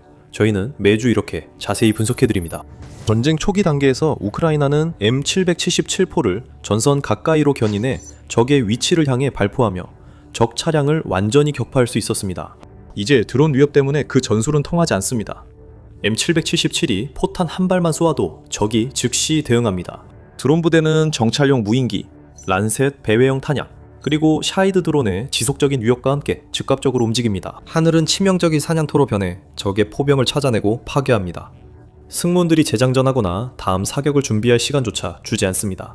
그 결과 우크라이나는 M777을 운용하는 방식을 바꿔야 했습니다. 오랜 시간 같은 위치를 점령하는 대신 우크라이나는 이른바 쏘고 이동 전술로 전환했습니다. 이 전술은 하루에도 여러 번 곡사포의 위치를 옮기며 한 곳에 오래 머무르지 않는 방식입니다. 쉽지 않은 일입니다. 제1연대도 이를 인정하며 이렇게 말했습니다. 아무리 경험이 많은 승무원이라도 이런 대포로 미치에 도착하는 것은 거의 복권과도 같다. 이동 중에 발각될 위험은 항상 존재하며 병사들은 이동할 때마다 모든 탄약과 기타 장비를 챙겨야 합니다. 그리고 새로운 위치에 도착하면 대포를 다시 설치하고 장전하고 조준하는 등 여러 과정을 거쳐야 하며 다시 한번 그 지역을 철수할 준비를 해야 하는 어려움이 있습니다. 이것은 번거로운 과정이지만 이 곡사포들을 최대한 오래 온전하고 효과적으로 유지할 수 있는 최선의 방법입니다. 그리고 지금까지는 잘 작동하고 있습니다. 여기서 M777의 설계 특징이 빛을 발합니다. 이 곡사포가 이전의 포병 시스템에 비해 매우 가볍다는 사실은 험난한 지형에서도 운반이 그리 어렵지 않다는 것을 의미합니다. 그리고 우크라이나 포병 부대는 포를 설치하고 해체하는 기술을 완전히 익혔습니다. 이들은 이러한 복잡한 절차를 몇 분 만에 완료할 수 있어 러시아군이 정확한 위치를 파악하고 반격하기 전에 신속하게 사격 위치에 들어갔다가 빠져나올 수 있습니다. 하지만 이것이 2026년에 우크라이나군이 M777을 최대한 활용하는 유일한 방법은 아닙니다. 우크라이나군은 예를 들어 미끼와 같은 추가적인 몇 가지 비책도 가지고 있습니다. 가장 단순하고 저렴한 재료들, 나무, 고철, 심지어 오래된 하수관까지 이용해서 우크라이나의 천재적인 기술자들은 완전히 가짜 M777을 만들어 러시아군이 드론을 낭비하며 그것들을 파괴하도록 속이고 있습니다. 저잡한 부품으로 조립됐지만 이 미끼들은 종종 실제와 놀라울 만큼 비슷합니다. 예를 들어 일부 미끼는 최근에 발사된 것처럼 보이도록 작은 연기까지 내뿜기도 합니다. 다른 미끼들은 실제 포신의 열 신호를 흉내내기 위해 배터리로 작동하는 히터나 작은 엔진과 같은 간단한 열원으로 장착되기도 합니다. 이렇게 하면 러시아 드론이 이 미끼를 실제로 탐지하고 이를 파괴하려고 시간과 자원을 낭비할 가능성이 높아집니다. 한편 실제 M777들은 이미 다른 사격 위치로 이동 중입니다. 경우에 따라 미끼 제작 비용이 $1000도 안 들지만 러시아는 이를 파괴하려고 최대 $50,000에 이르는 무인기를 낭비할 수 있습니다. 이 손실들은 시간이 지나며 누적됩니다. 이것은 우크라이나가 전쟁의 경제적 측면에서 승리하는 여러 방법 중 하나입니다. 러시아가 돈과 병력, 자원을 쏟아붓고도 거의 아무것도 얻지 못하게 만듭니다. 우크라이나는 M777 곡사포에도 다소 독특한 개조를 가했습니다. 예를 들어 현재 사용 중인 많은 모델들은 전자장치와 사격 통제 시스템이 제거되었습니다. 미친 짓처럼 들릴 수도 있지만 사실 그 뒤에는 매우 논리적인 이유가 있습니다. M777이 처음 우크라이나에 도착했을 때 많은 장비들이 배터리, 태블릿, GPS 센서가 내장된 상표로 제공되었습니다. 예를 들어 포 아래에는 태블릿에 전원을 공급하는 배터리 칸이 있었고 또는 2개의 태블릿이 각각 포수 위치에 배치되어 있었습니다. 하지만 시간이 지나면서 우크라이나는 러시아가 실제로 그 태블릿, 배터리, 센서에서 나오는 전자신호를 이용해 M777의 위치를 정확히 찾아내 공격하고 있다는 사실을 깨달았습니다. 그때 병사들은 그것들을 분리하는 것이 더 낫다는 것을 깨달았다고 제1연대 한 대표가 설명했습니다. 그는 덧붙여 옛날 방식으로 작업하는 것이 더 효과적입니다 라고 말했습니다. 그런 전자장비가 없으면 러시아군이 우크라이나의 포를 찾아내어 파괴하는 것이 훨씬 더 어려워집니다. 그리고 바로 이런 혁신적인 해결책 덕분에 우크라이나는 여전히 M777을 정기적으로 사용하여 적의 최전선 돌격을 저지할 수 있습니다. 단점도 있습니다. 이런 방식이 M777 포병대원들에게 장전과 조준에 더 큰 부담을 줍니다. 예를 들어 이들은 레머라는 큰 곡선 막대로 포탄을 포신에 밀어 넣어야 하며 이는 매우 힘든 작업입니다. 포탄은 무겁고 레머는 다루기 불편하며 포 자체도 매우 시끄럽고 재배치하는 데 시간이 걸립니다. 그러나 우크라이나는 다시 승무원 효율성 향상 방안을 찾고 있습니다. 예를 들어 일부 부대는 첨단 외골격 슈트를 착용한 모습이 목격되었는데 이 슈트 덕분에 포탄을 들어올리고 위치시키는 작업이 훨씬 쉬워졌으며 허리와 몸에 과도한 부담을 주지 않습니다. 운영팀은 또한 자신들이 사용할 수 있는 무기와 탄약을 낭비하지 않기 위해 최선을 다하고 있습니다. 한 M777 승무원 지휘관은 인터뷰에서 우리는 엄격하게 목표물에만 사격하며 불필요한 사격은 하지 않습니다 라고 말했습니다. 우리가 출동하면 짧은 시간 동안이지만 효과적으로 임무를 수행합니다. 여기에는 두 가지 중요한 이유가 있습니다. 첫째로 M777을 더 효율적으로 사용하면 탄약이 덜 낭비되고 더 많은 포탄이 목표에 명중하여 러시아군에게 최대한의 피해를 주고 적에게 보복할 기회를 줄일 수 있습니다. 둘째, 우크라이나는 불필요한 사격과 곡사포 남용을 줄여 무기 수명을 더 오래 유지하고 있습니다. 이런 시스템은 보통 수명이 짧기 때문입니다. 일반적으로 M777 포신은 최대 2500발을 발사하면 수리하거나 교체해야 합니다. 그리고 우크라이나가 동맹국들로부터 많은 무기체계와 탄약을 받았다고 해도 무한정 사용할 수 있는 것은 아닙니다. 우크라이나는 자원을 효율적으로 활용해야 합니다. 모든 발사마다 신중해야 하며 무턱대고 포탄을 쏘면서 몇 발이라도 목표에 맞기를 바라는 식으로 할 여유가 없습니다. 우크라이나 병사들은 치밀하게 목표를 선정하고 완벽한 타이밍에 사격합니다. 그리고 바로 이런 점 덕분에 놀라운 효율성을 자랑할 수 있으며 일부 부대는 명중률이 95%에 달한다고 보고하기도 합니다. 아주 소수의 포탄만이 목표를 맞히지 못할 뿐입니다. 이것은 M777 자체의 뛰어난 설계와 우크라이나 운용자들의 인내심과 규율을 모두 입증하는 것입니다. 물론 그들은 여전히 여러 가지 보전에 직면해 있습니다. 기동사격 전술과 영리한 위치 선정에도 불구하고 드론은 여전히 위협입니다. 다양한 대드론 방어 체계는 포대 위에 설치된 드론 그물과 같은 장비를 포함해 직접적인 타격과 포의 파괴 위험을 줄이는 데 도움을 줍니다. 드론의 항법 시스템을 교란해 목표에서 벗어나게 만드는 전자전 기술과 러시아가 반격을 준비할 때 이를 경고해주는 대포병 레이더 및 드론 감시 네트워크도 있습니다. 우크라이나는 또한 발사 위치를 매우 신중하게 선택하며 노출된 곳보다 드론과 적 포병에 훨씬 더 강한 안전하고 요새화된 위치에 곡사포를 배치하는 경우가 많습니다. 이러한 방어 전술과 보호 조치에도 불구하고 모든 M777이 전장을 온전히 빠져나오는 것은 아닙니다. 다행히도 우크라이나 기술자들은 손상된 장비를 수리하고 다시 전장에 배치하는 데에도 매우 능숙해졌습니다. 한 병사는 우리의 곡사포가 란셋 드론, 그라드 로켓, 크라스나폴 포탄 공격을 받았지만 항상 고칠 수 있었다고 말했습니다. 어떤 경우에는 전투의 한가운데서 신속하게 수리를 해야 할 때 우크라이나 팀들은 구할 수 있는 모든 예비 부품을 사용해 여러 다른 장비의 부품으로 이루어진 프랑켄슈타인 포를 만들어내기도 합니다.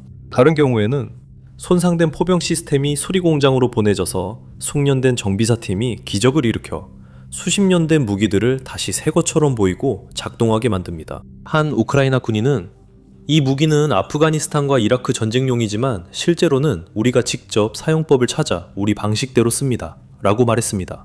그것이 바로 이 전쟁 내내 우크라이나의 이야기입니다. 항상 최고의 조건을 가진 것은 아니었습니다. 모든 상황에 이상적인 장비를 항상 갖추고 있던 것도 아니고 전쟁 초기와는 완전히 달라진 매우 역동적인 전쟁 양상에 맞서야 했습니다. 하지만 우크라이나는 여러 번 역경을 극복해왔습니다. 스스로에게 유리하게 상황을 만들어내는 방법을 찾아냈습니다. 겉보기에는 쓸모없거나 구식인 자산들을 군 전력의 귀중한 자산으로 바꿔 놓았고 그 결과를 얻고 있습니다.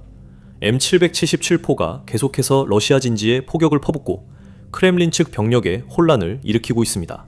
최근 몇 년 사이에 전쟁의 기술은 완전히 뒤바뀌었습니다.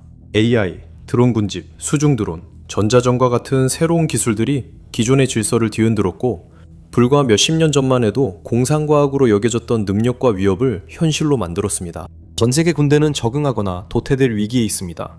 스웨덴은 다른 나라보다 더 빠르게 적응했고 최근 눈에 띄게 성장하고 있습니다. 지난 몇 년 동안 스웨덴은 자체 드론 군집을 개발했고 JAS-39 그리펜 E 전투기 AI를 통합한 최초의 국가 중 하나가 되었으며 로키를 통해 대드론 체계의 새로운 모듈식 접근법을 개척하는 등 다양한 혁신을 이루었습니다. 이제 스웨덴은 다시 한번 판도를 바꾸려 하고 있습니다. 이번에는 바닷속에서입니다. 자, 이제 세계 최초의 5세대 잠수함인 블랙킹해급 또는 A-26을 맞이할 준비를 하십시오. 이 혁신적인 잠수함은 발트해와 그 너머에서 차세대 전쟁에 완벽하게 적합한 다양한 기능을 갖추고 있습니다. 그리고 현재 러시아는 이를 막을 힘이 없어 보입니다. A-26에 대해 꼭 알아야 할 점과 이 잠수함이 북극 전장 등에서 힘의 균형을 어떻게 바꿀 수 있는지 설명하겠습니다. A-26의 제작사가 스웨덴의 대기업 사브라는 사실은 전혀 놀라운 일이 아닙니다. 앞서 언급한 로키와 그리펜 E, 글로벌아이, 공중 조기경보 및 통제기, 칼 구스타프, M4 무반동총, 그리고 엔로 대전차 미사일 등 다양한 제품군을 보유하고 있습니다. 사브가 다양한 분야에서 세계적인 무기 체계를 꾸준히 제공해온 능력은 의심의 여지가 없습니다. 이 회사가 이전에 잠수함 분야에 진출했던 것도 결코 뒤떨어지지 않았습니다. 고틀란드급 또는 A-19 잠수함은 1990년대에 제작되었지만 업그레이드된 모델은 2005년 훈련에서 미국 항공모함 로널드 레이건함을 반복적으로 격침시키며 그 실력을 입증했습니다. 항공모함은 잠수함이 있는지도 전혀 알지 못했습니다. 그리고 추가 업그레이드 덕분에 이 잠수함들은 여전히 세계 최고의 디젤 전기 잠수함 중 하나로 평가됩니다.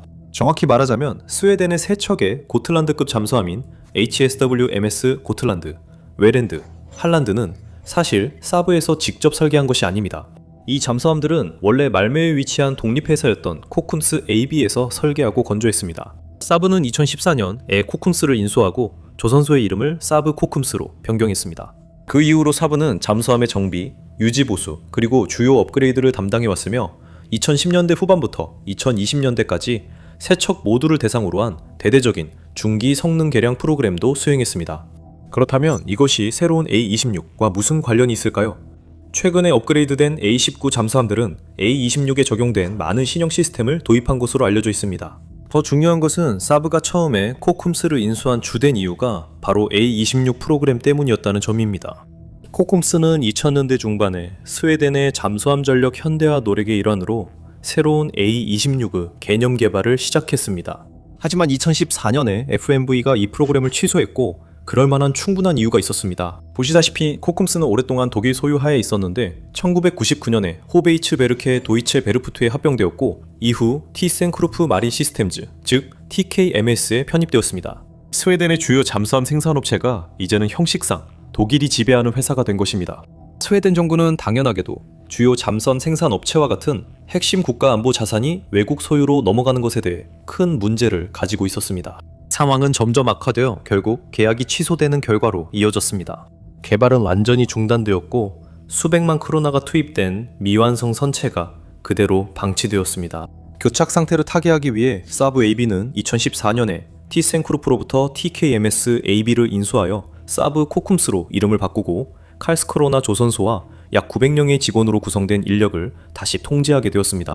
정부가 국가 안보에 대한 우려를 해소하자 프로젝트는 빠르게 다시 진행되기 시작했습니다. 2015년 6월 FMV는 사브 코쿰스에 두 척의 A-26 잠수함에 대한 새로운 계약을 체결했으며 계약 금액은 최신 6억 스웨덴 크로나 약 8억 2천만 달러에 달했습니다. 프로젝트는 다시 정상 궤도에 올랐고 전속력으로 진행되었습니다. 첫 번째, A26 잠수함인 HSW, HSW-MS 블래킹에의 용골은 2022년 6월 말 칼스크로나 조선소에서 놓였으며 두 번째 잠수함인 HSW, HSW-MS 스콘에도 동시에 생산에 들어갔습니다. 그 결과 현재 엄청나게 복잡한 대규모 건설 작업이 진행 중입니다.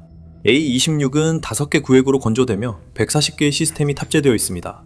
이 시스템들은 곧 자세히 설명드리겠습니다. 이 시스템들은 무려 60만 개의 개별 부품, 100km에 달하는 케이블, 그리고 1만 개의 고유한 파이프와 도관이 필요합니다. 사브는 이 방대한 과정을 구현하기 위해 모델 기반 정의, 디지털 트윈, 스레드, 제품 수명주기 관리 도구 등 최첨단 엔지니어링 프로세스를 도입했습니다.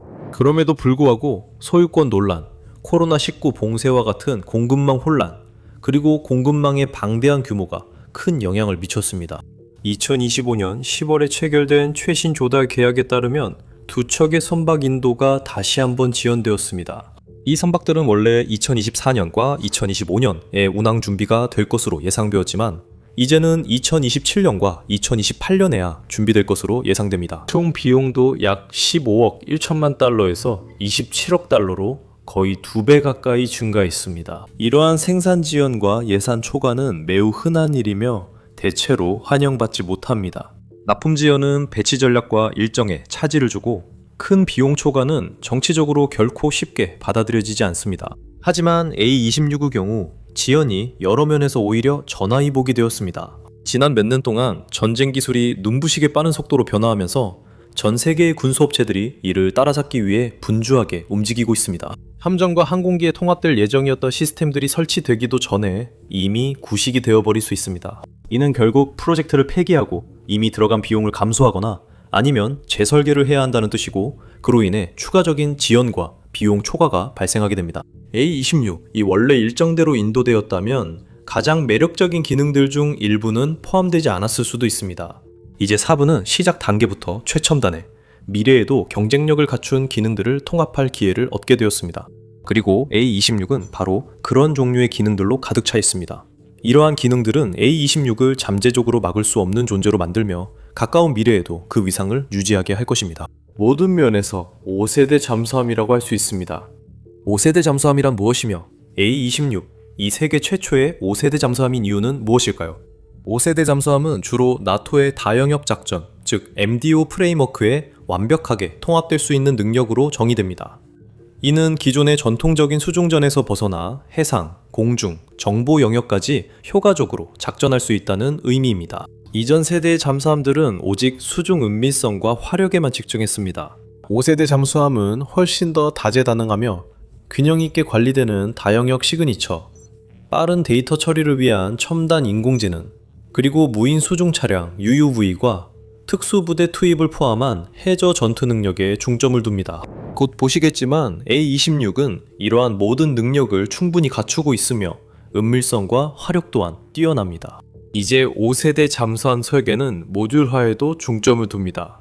모듈식 적재 구획은 정보, 감시, 정찰, ISR, 타격, 특수작전 등 다양한 임무에 맞게 신속하게 재구성할 수 있도록 해줍니다.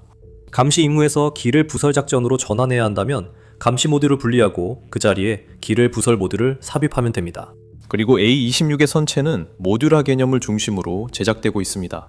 앞서 언급했듯이 5개의 별도 구획이 동시에 제작되고 있으며 선 및 콘 구획란에도 약 80톤에 달합니다. 모든 구획이 준비되면 거대한 레고 조각처럼 맞춰져 하나의 선체로 조립될 것입니다. 이러한 모듈식 건조 방식 덕분에 A26은 무인 수중 차량 운용 체계를 통합하는 등 다양한 임무에 맞게 신속하게 재구성할 수 있습니다. UUV, 전용 다목적 포털을 통한 발사 및 회수 시스템. 모듈식 설계는 또한 선박의 수출 잠재력을 높여주며 제조사가 다양한 해군의 요구사항에 맞춰 기능을 추가하거나 제거할 수 있게 해줍니다. 또한 국가 안보에 위험이 될 수 있는 기술을 보류할 수 있게 해줍니다. A26의 역사를 고려할 때 스웨덴이 신중하게 내린 결정입니다. 어쨌든 보시다시피 A26은 5세대 잠수함의 모든 조건을 자신있게 충족하며 이를 처음으로 달성한 잠수함입니다. A26은 스텔스, 장기작전 능력, 그리고 모듈형 유연성을 결합하여 기존 디젤 전기 플랫폼에 대한 전통적인 가정을 뒤흔들었고 러시아를 두렵게 만들었습니다. 이 잠수함의 설계는 첨단 재래식 잠수함이 얼마나 뛰어난 성능을 발휘하면서도 핵 추진 잠수함보다 훨씬 저렴한 대안을 제공할 수 있는지를 잘 보여줍니다.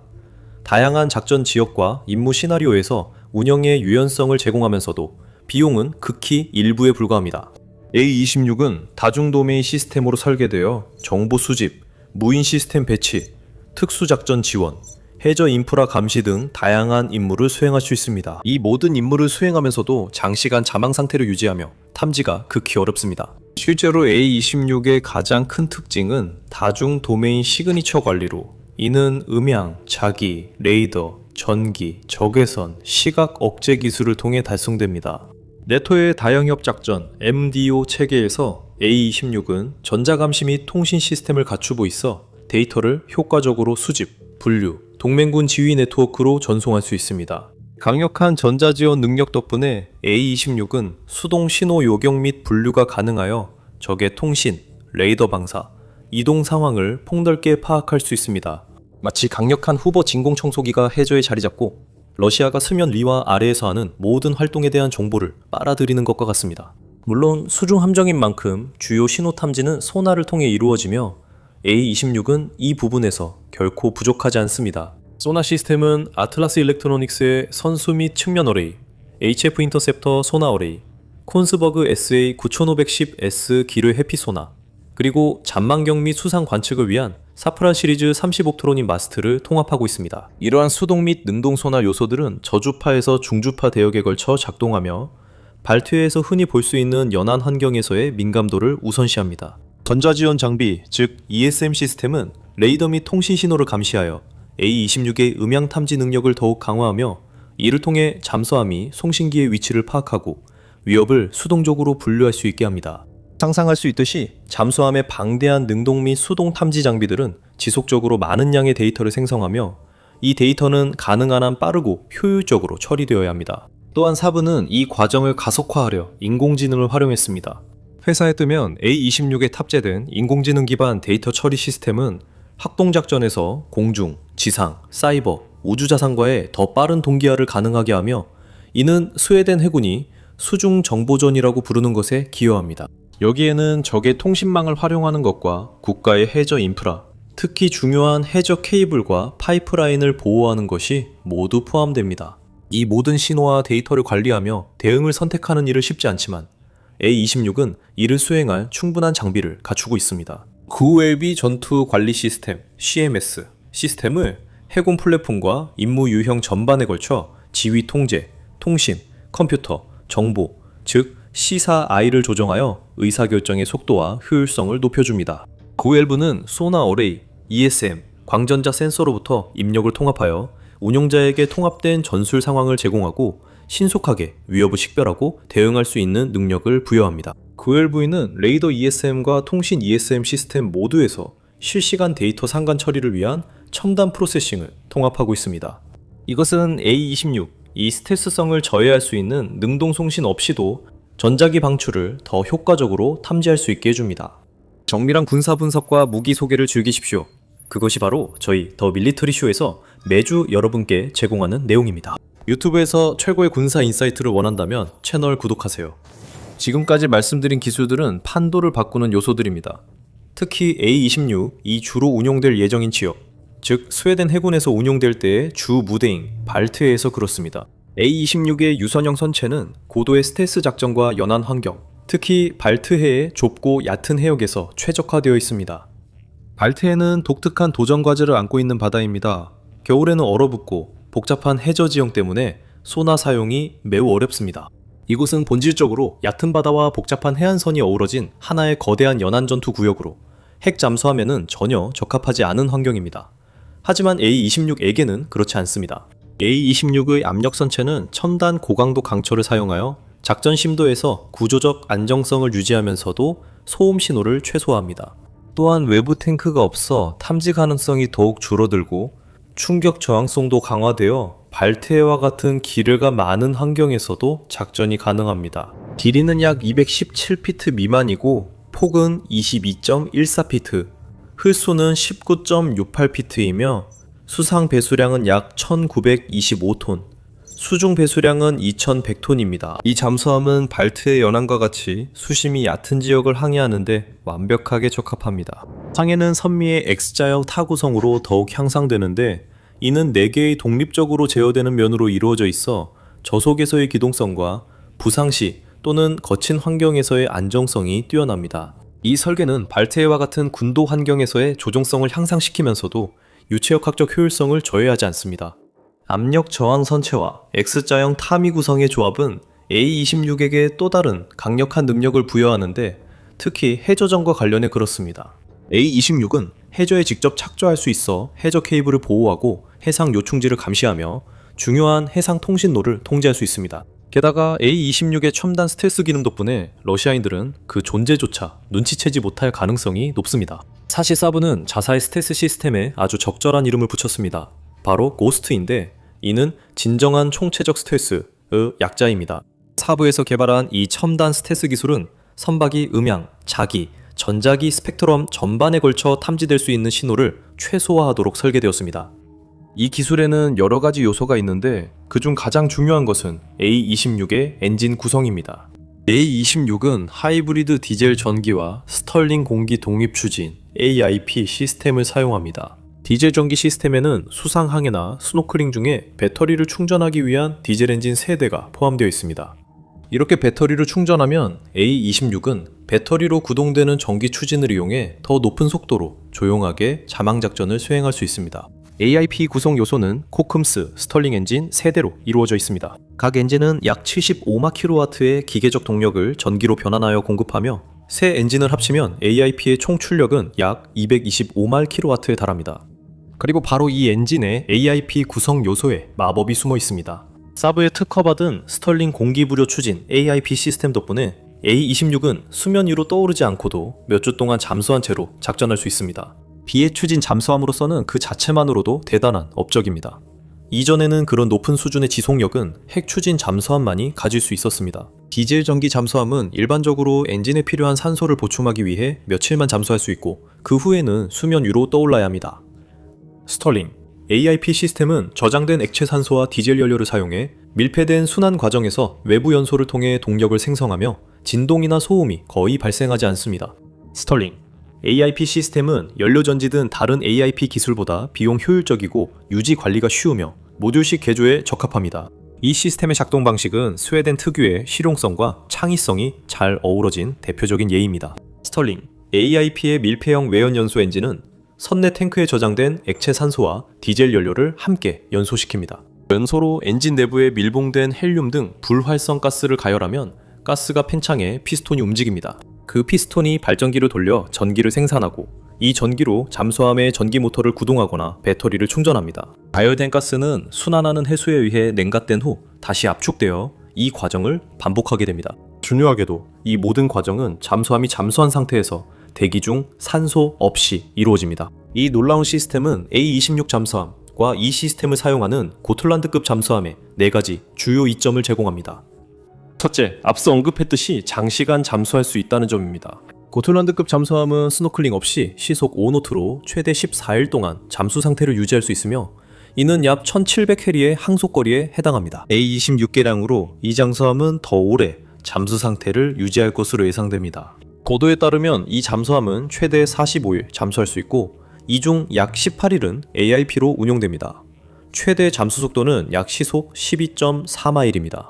두 번째 장점은 극도의 스텔스성과 정숙성입니다. 스털링 엔진은 연소가 연속적으로 이루어지고 작동 부품 외부에서 일어나기 때문에 거의 완전히 조용하고 진동이 없습니다.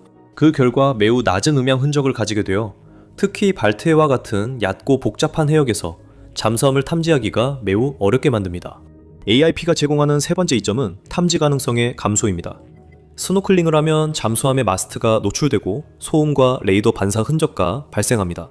스노클링이 필요 없게 되면서 잠수함은 은밀하게 숨을 수 있고 레이더나 소나 또는 육안에 의한 탐지 위험이 크게 줄어듭니다.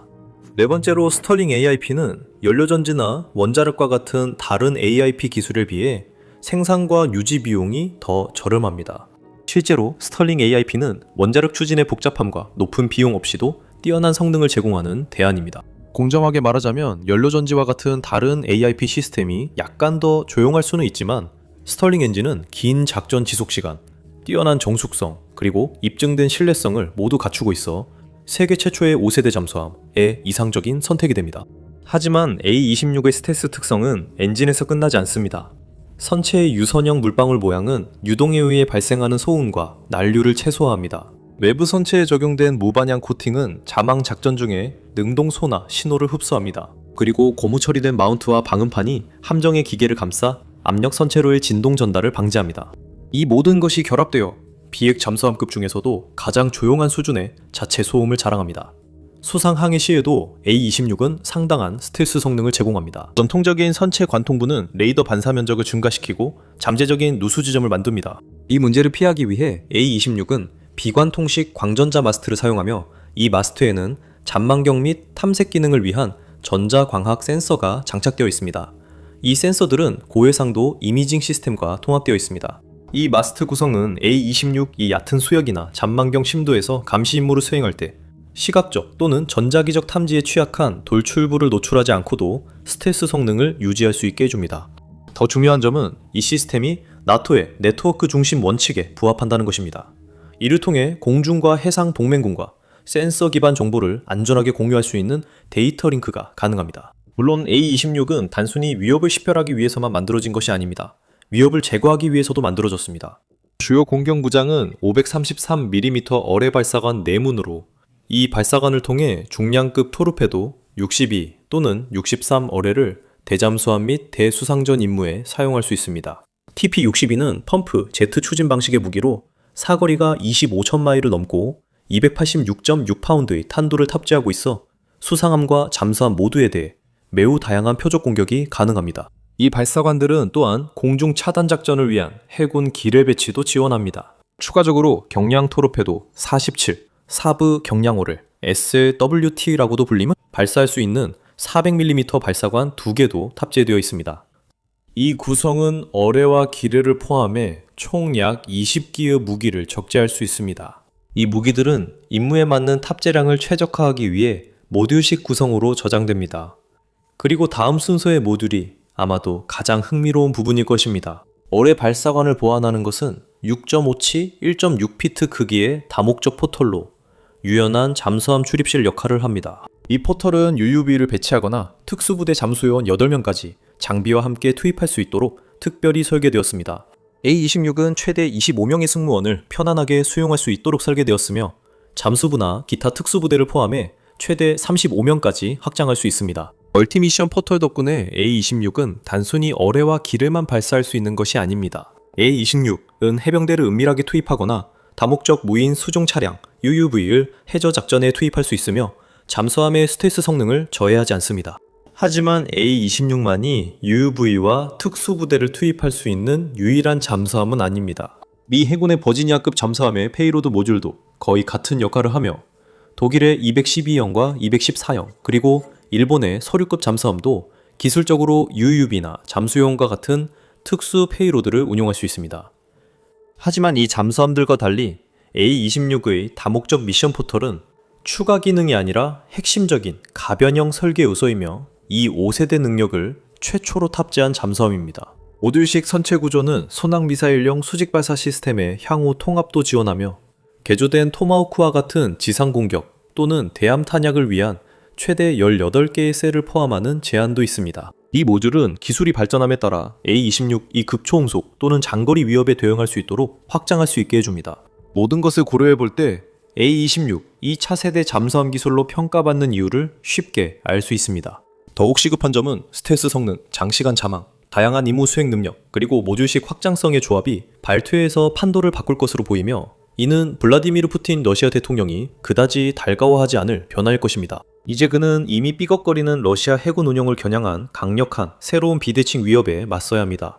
특히 A26의 위치 파악에 큰 어려움을 겪을 것입니다. 알트의 얕고 염분이 섞인 물과 복잡한 음향 환경은 A26과 같은 소형 초저소음 디젤 전기 잠수함에게 유리한 사각지대를 만들어냅니다.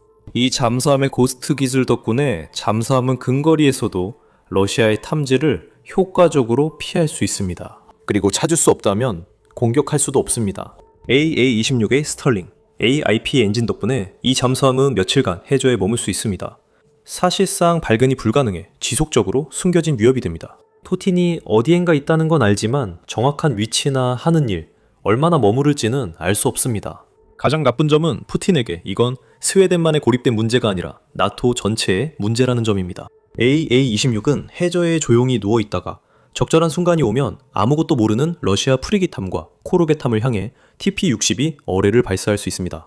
이 잠수함은 잠수부나 무인 수중 차량 UUV로 러시아 주요 해저 파이프라인과 통신 케이블을 코앞에서 들키지 않게 파괴 공작을 벌일 수 있습니다. 혹은 조용한 파수꾼처럼 그 자리에 가만히 누워 러시아의 움직임에 대한 정보를 수집하고 러시아가 전혀 눈치채지 못하게 나토에 전달할 수도 있습니다. 실제로 소수의 A-26 잠수함만으로도 기습의 이점을 활용해 러시아 함대에 막대한 피해를 입힐 수 있기 때문에 러시아의 침략에 대해 강력한 억제력으로 작용합니다.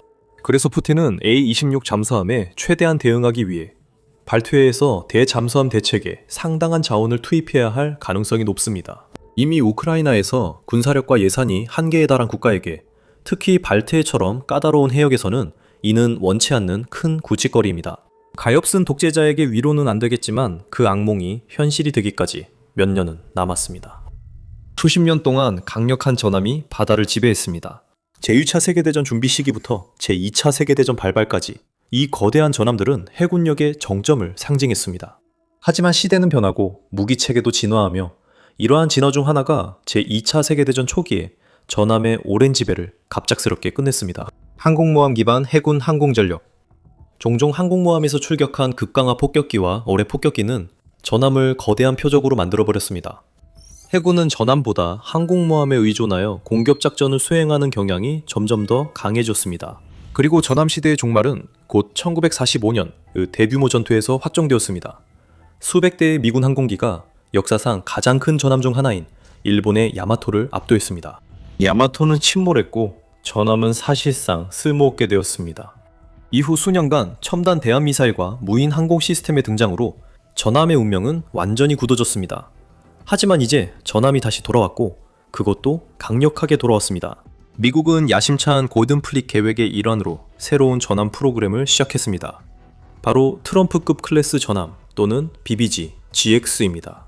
하지만 바다의 제왕이라는 타이틀을 노리는 것은 미국 해군의 최첨단 신형 기함만이 아닙니다. BBGX는 오랜 미국 해군 교리를 뒤엎는 것으로 현대 해군 전쟁의 양상을 바꿀 수 있는 움직임입니다. 170억 달러가 투입된 BBGX와 미국 해군이 전함을 다시 전면에 내세운 이유를 설명하겠습니다.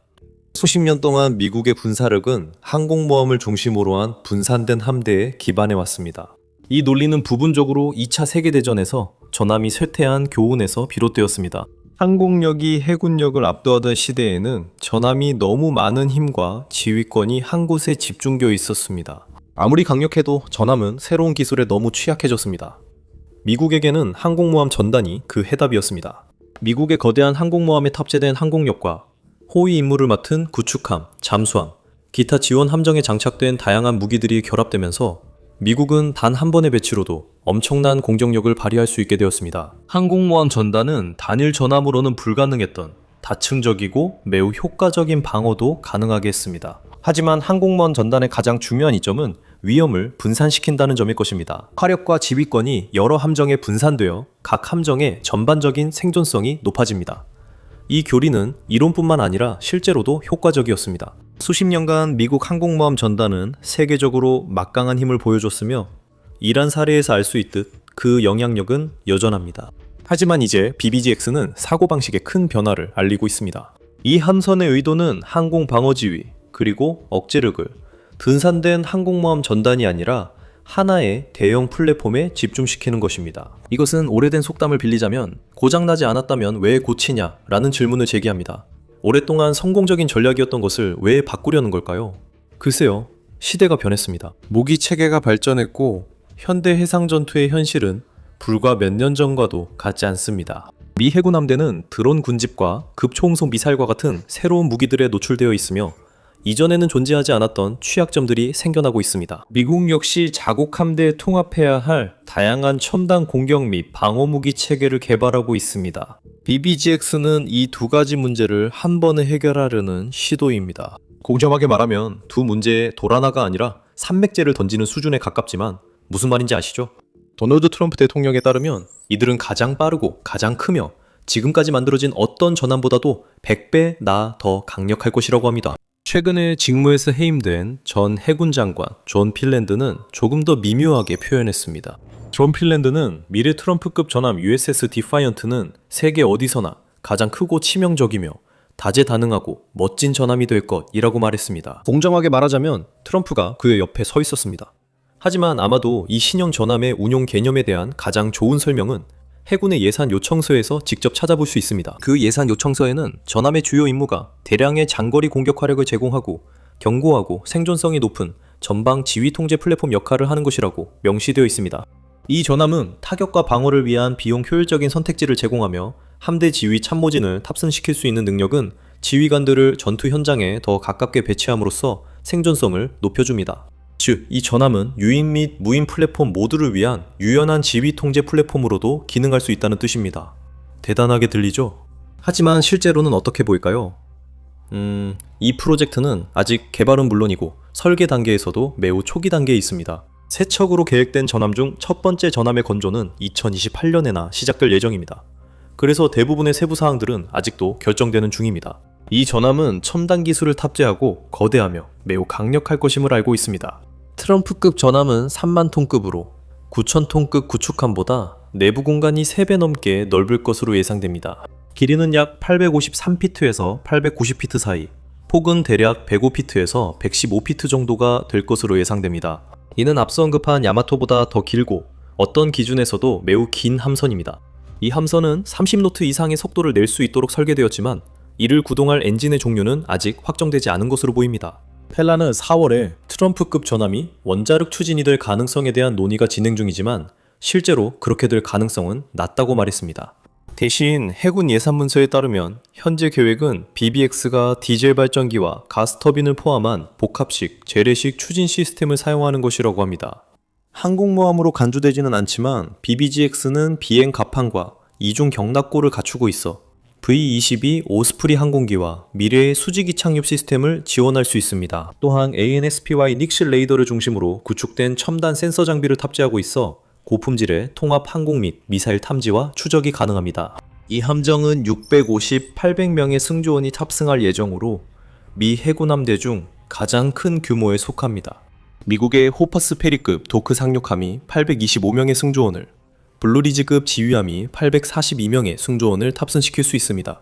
아메리카급 강습 상륙함은 2745명의 승조원을, 와스프급 강습 상륙함은 2979명의 승조원을 탑승시킬 수 있습니다.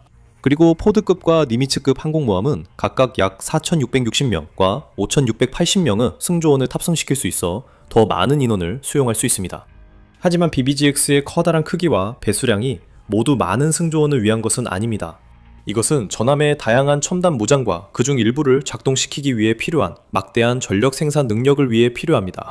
해군 예산 요청서에는 이 함선의 첨단 시스템이 새롭고 더 큰 수직 발사 시스템에 극초음속 무기를 탑재해 장거리 타격을 실현할 것이라고 명시되어 있습니다. 게다가 이 함선의 첨단 해군 함포는 타격과 방어를 위한 비용 효율적인 선택지를 제공합니다.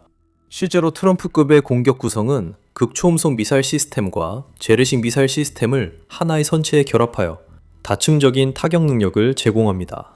이 함선은 12기의 재래식 신속 타격인 CPS 극초음속 미사일을 탑접제하도록 설계되었으며 이는 약 1시간 이내에 대륙간 사거리에서 재래식 탄두를 투하할 수 있도록 고안되었습니다. 2급에서 처음으로 건조되는 함선인 앞서 언급한 USS 디파이언트에는 128기의 MK-41 수직발사 시스템 셀 2 포함될 예정입니다. 이는 현재 알레이버크 플라이트 3 구축함의 96기보다 25% 더 많은 수치입니다. 이 발사기는 토마호크 지상 공격 미사일과 스탠더드 미사일 요격 미사일 등 다양한 탄약을 발사할 수 있습니다. 추가된 발사기로 인한 화력 증강은 타격과 방공을 포함한 여러 임무 영역에서 동시에 교전할 수 있게 해줍니다. 그렇게 높은 화력 집중은 비슷한 효과를 내기 위해 여러 척의 함정에 의존해야 하는 필요성을 줄여주지만 그만큼 함정 내 탄약 적재량에 대한 의존도가 높아지는 단점이 있습니다. 이 선체는 SLCM-N 핵무장 해상발사 순항미사일의 통합 가능성도 제공하여 미 해군 수상함대가 사용할 수 있는 업제 옵션의 범위를 현재 가능한 한 최대한으로 확장시켜줍니다. 하지만 최첨단 무기 체계의 범위는 아직 배치가 진행 중인 CPS와 SLCM-N에서 끝나지 않습니다. 다시 한번 해군 예산 제안서에서 인용하자면 고용량 에너지 저장 장치를 갖춘 정교한 통합 전력 시스템이 관리하는 대폭 증가된 전력 생산은 임무에 필수적인 지향성 에너지 무기를 지원할 것입니다. 고출력 레이저와 전자기 레일건과 같은 무기들은 값비싼 일회용 탄약에 대한 의존도를 줄여줄 것입니다.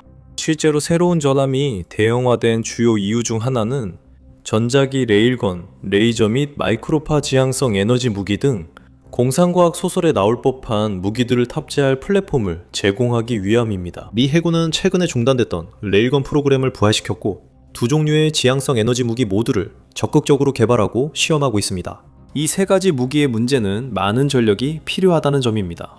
육지에서 구현하는 것도 충분히 까다롭지만 바다에서는 진정한 로켓 과학이라고 불릴 만한 설계상의 도전 과제를 안겨줍니다. 해군의 엔지니어들이 새로운 전함에 이러한 시스템에 전력을 공급하는 방법을 어떻게 정확히 해결할지는 두고 봐야겠지만 전함에는 이들을 탑재할 공간이 충분히 있어 보입니다.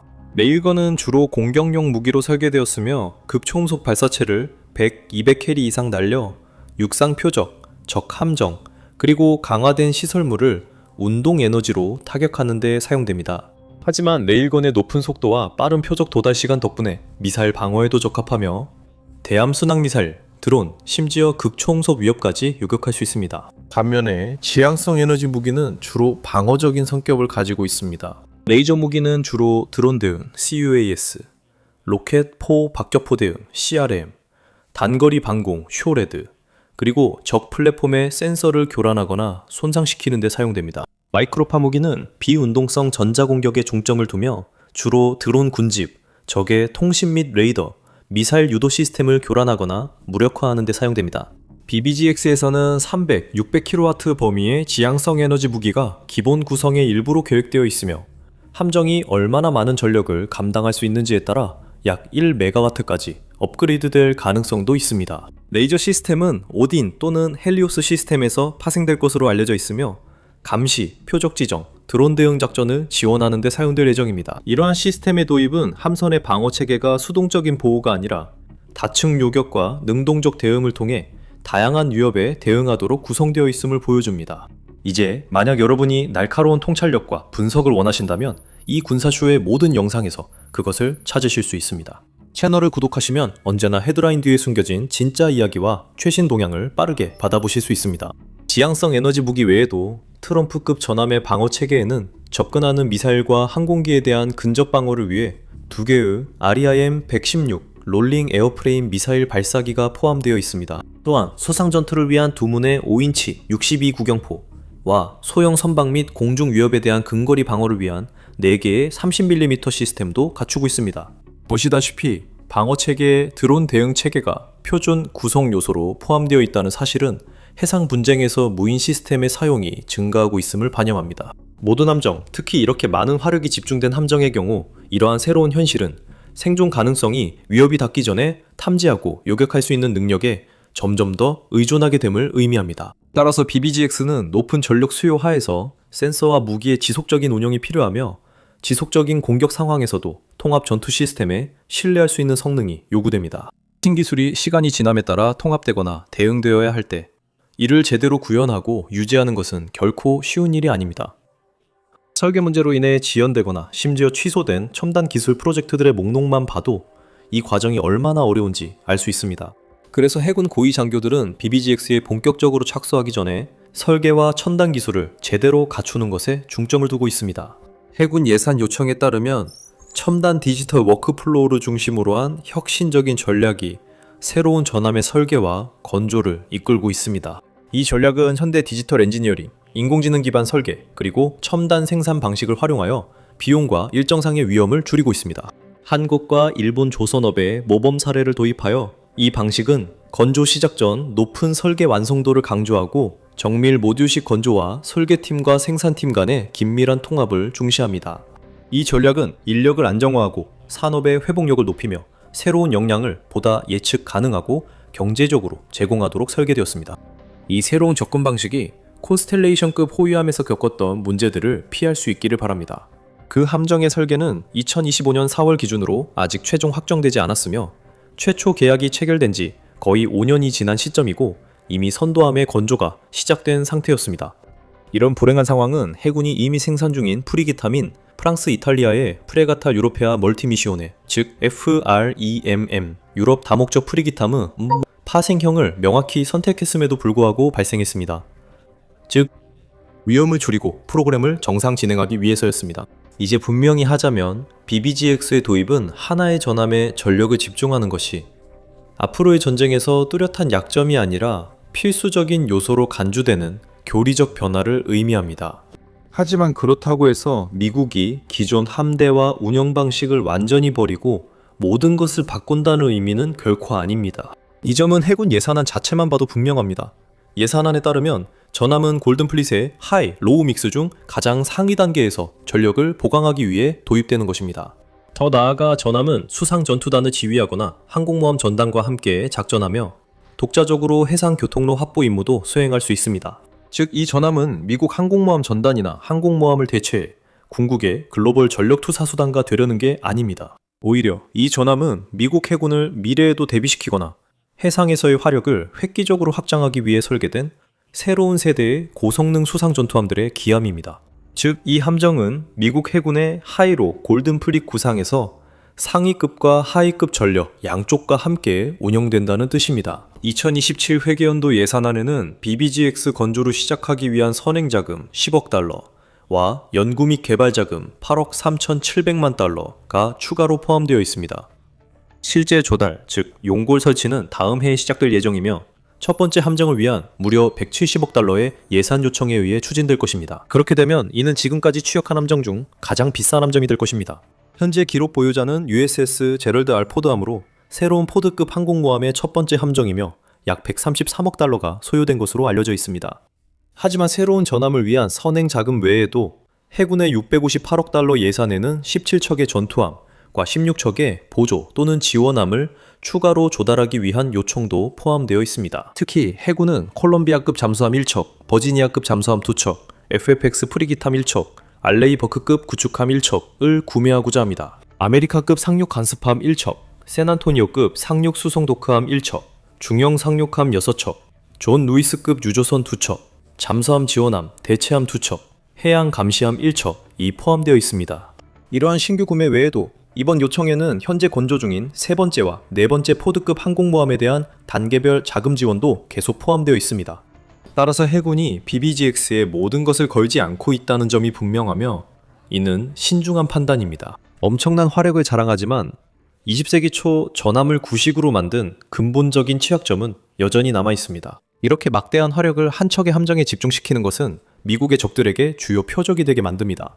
예를 들어 미국이 베네수엘라 해안에서 진행 중인 작전과 같은 상황에서는 트럼프급 전함 한 척이 항공모함 전단보다 훨씬 더 군사적으로 효과적이고 비용 효율적으로 임무를 수행할 수 있을 것입니다. 작전의 범위, 즉 표면적으로는 마약 밀수를 방지한다는 목적과 베네수엘라로부터의 위협은 우리가 봐왔던 항공모함이나 대규모 타격 전단의 장기 배치를 정당화할 만큼 크지 않습니다. BBGX 한 척과 소규모 아스프리 함대만 있으면 쾌속정쯤은 얼마든지 효과적으로 격심시킬 수 있고 그 비용도 극히 적게 들 것입니다. 현재 미국은 타격 전단 외에 선택지가 많지 않습니다. BBGX가 해결해 줄 것입니다. 하지만 더 치열한 대치 환경, 예를 들어 중국의 앞마당과 같은 곳에서는 여전히 항공모함 전단에 전력과 지휘를 분산시키는 논리가 유효할 것입니다.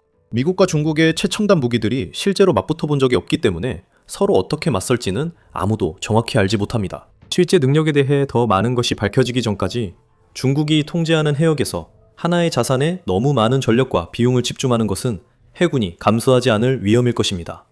특히 미국이 이제 BBGX를 포함한 항공모함 또는 기타 타격 전단을 운용할 수 있다면 더욱 그렇습니다. 그리고 이것이 분명히 계획의 일부입니다. 예산 요청서에 따르면 전함은 유인 및 무인 플랫폼 모두를 위한 유연한 지휘 통제 플랫폼으로서 수상 전단을 이끌거나 항공모함 타격단과 통합해 작전할 수 있으며 또는 독자적으로 중요한 해상 교통로를 확보할 수도 있습니다. 실제로 BBGX의 도입 배경 중 하나는 타이콘데로가급 순양함의 퇴역으로 인해 타격 전단 편성에 생긴 공백을 메우기 위한 것입니다. 이 순양함들은 오랫동안 미 항공모함 타격단 내에서 전단 방공 지휘 기능을 제공해왔지만 이제는 노후화되었다고 할 수 있습니다. 2020년대 중반이 되면서 수상 전투함대의 구조는 사실상 생산 중인 유일한 주요 전투함인 알레이버크급 구축함으로 좁혀졌습니다. 원래 계획은 타이콘데로가급 태역으로 생긴 공백을 새로운 DDGX 구축함 프로그램으로 메우는 것이었지만 그 프로그램은 성가신 설계 문제에 부딪혔습니다. 2021년부터 2026년 1월까지 진행된 설계 연구 결과 DDGX 선체 형상은 필요한 수의 수직 발사 시스템, VLS 셀, CPS 통합, 미사일 및 미래의 고에너지 무기들을 전력과 냉각 한계를 초과하지 않고는 지원하기에 불충분하다는 결론이 내려졌습니다. 즉 그 설계는 완전히 자초됐습니다. 미 해군 지휘부는 두 가지 파생형을 두는 구축함 구상을 평가했지만 궁극적으로 임무 구성을 변형별로 나누는 것은 작전 요구 사항을 충족하지 못할 것이라는 현명한 결정을 내렸습니다. 이후 모든 DDGX의 계획된 시스템을 수용할 수 있는 더 크고 단일 선체로 전환하기로 했고 추가 확장도 가능하게 했습니다. 그 결과가 바로 BBGX입니다. 서류상으로는 확실히 인상적으로 보이고 그 개념이 탄생한 배경도 충분히 이해가 됩니다. 하지만 해군도 인정하듯 아직 초기 단계이며 최종 설계 실현을 위해 많은 도전 과제를 극복해야 합니다. 예상과 일정 내 완성도 쉽지 않습니다. 우선 미국 조선 산업에 제대로 건조해낼 능력에 대해 큰 의문이 제기되고 있습니다. 베스 아이언웍스, 잉걸스 쉽빌딩, 뉴포트 뉴스 쉽빌딩과 같은 주요 조선소들은 현재 인력 부족을 겪고 있고 기존 생산 물량도 이미 잡혀 있습니다. 따라서 생산 능력을 확장하려면 숙련된 인력의 채용과 교육은 물론 인프라와 제조 역량에 대한 상당한 투자가 필요합니다. BBGX 프로그램의 규모는 또한 특수 부품과 첨단 제조 공정에 대한 수요를 증가시킬 것으로 예상되며 이로 인해 일정 지연과 비용 증가와 관련된 위험이 발생할 수 있습니다. 여기에 트럼프의 무역 전쟁과 페르시아만에서 계속되는 해상 분쟁까지 더해지면 이러한 위험은 더욱 커집니다. 이렇게 야심차고 흥미로운 프로젝트가 직면한 이러한 도전 과제들이 어떻게 해결되는지 혹은 해결되지 않는지는 시간이 지나면 알게 될 것입니다. 저희는 물론 앞으로의 전개를 주의 깊게 지켜보고 계속해서 소식을 전해드리겠습니다. 그동안 이 영상을 시청하시면서 항공모함이 실제로 이미 구식이 되었는지 알아보시기 바랍니다. 시청해주셔서 감사합니다.